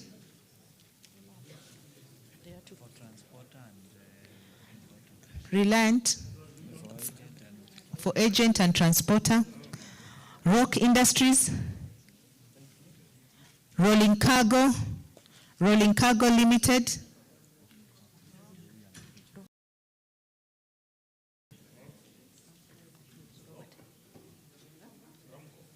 Ramco. We called you for yeah.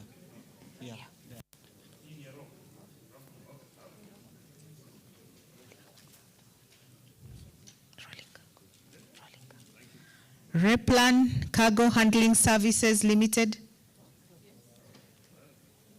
transporter and agent, East Sai Pharmaceuticals,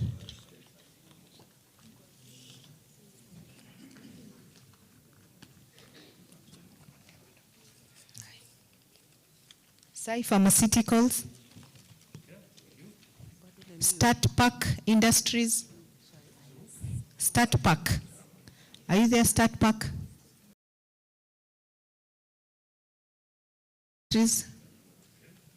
Silpack, Superfast Forwarders, Superform Limited, Superform Limited, Tire Distribution Africa Limited, United Clearing Company Limited, Union Green Logistics,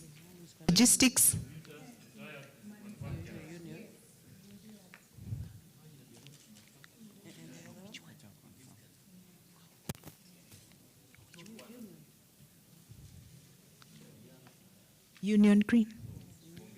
Union Logistics. Union Logistics. United. Variety Flooring Works Limited. Variety Flooring Works Limited. Vivek Investments. Vivek Investments.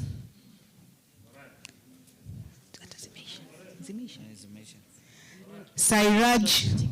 Union Logistics. Union Logistics. Union Logistics.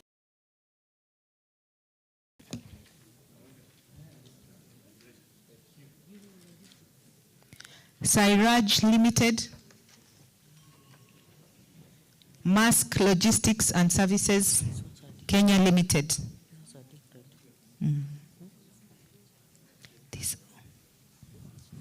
These are our regional authorized economic operators. Mask Logistics and Services Kenya Limited and Sairaj Limited. That is Mask. They are receiving his certificate.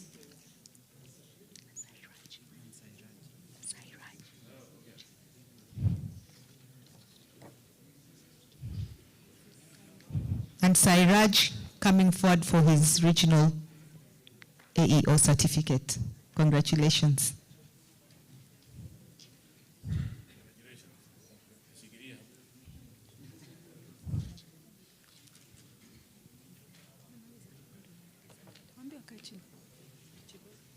Thank you for this.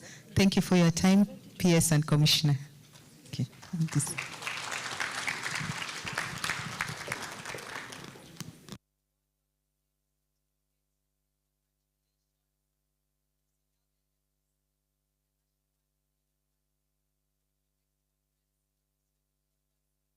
The global one. But in the meantime, for those who hold AEO certificate, maintain your compliance levels. For those who have just received of it, no under-invoicing, and definitely no cheating on the tax code. Now, Mr. Joab Omole to give a vote of thanks and let him know that he's standing between us and lunch. Dr. Muhwana, the PS for State Department of Industry, Commissioner, Customs and Border Control, all protocols observed. Good afternoon. Mine is to do the most easiest work, just to thank all of us who have graced this occasion. So first and foremost, I'll begin with Dr. Juma Muhwana, the PS. Thank you very much for gracing this occasion and awarding our AEOs. A round of applause for the PS. Secondly, I would also like to recognize our partners, the GIZ, who are here, partnering with us to implement the AEO program. A hearty clap for GIZ.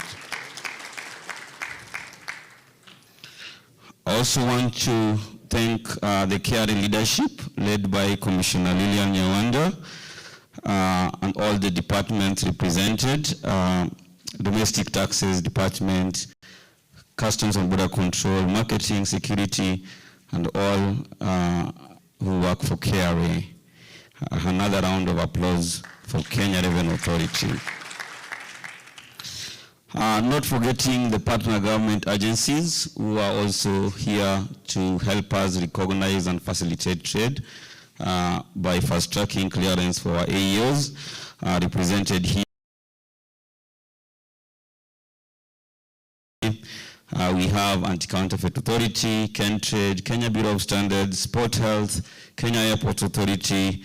We also have the Kenya Nuclear Regulatory Authority. Another round of applause for the PGAs. We have our partners, the Shippers Council of East Africa, Kenya Association of Manufacturers, KIFWA representing the clearing fraternity. We have Kenya Transporters Association, all our esteemed AEOs, a hearty clap for all our partners.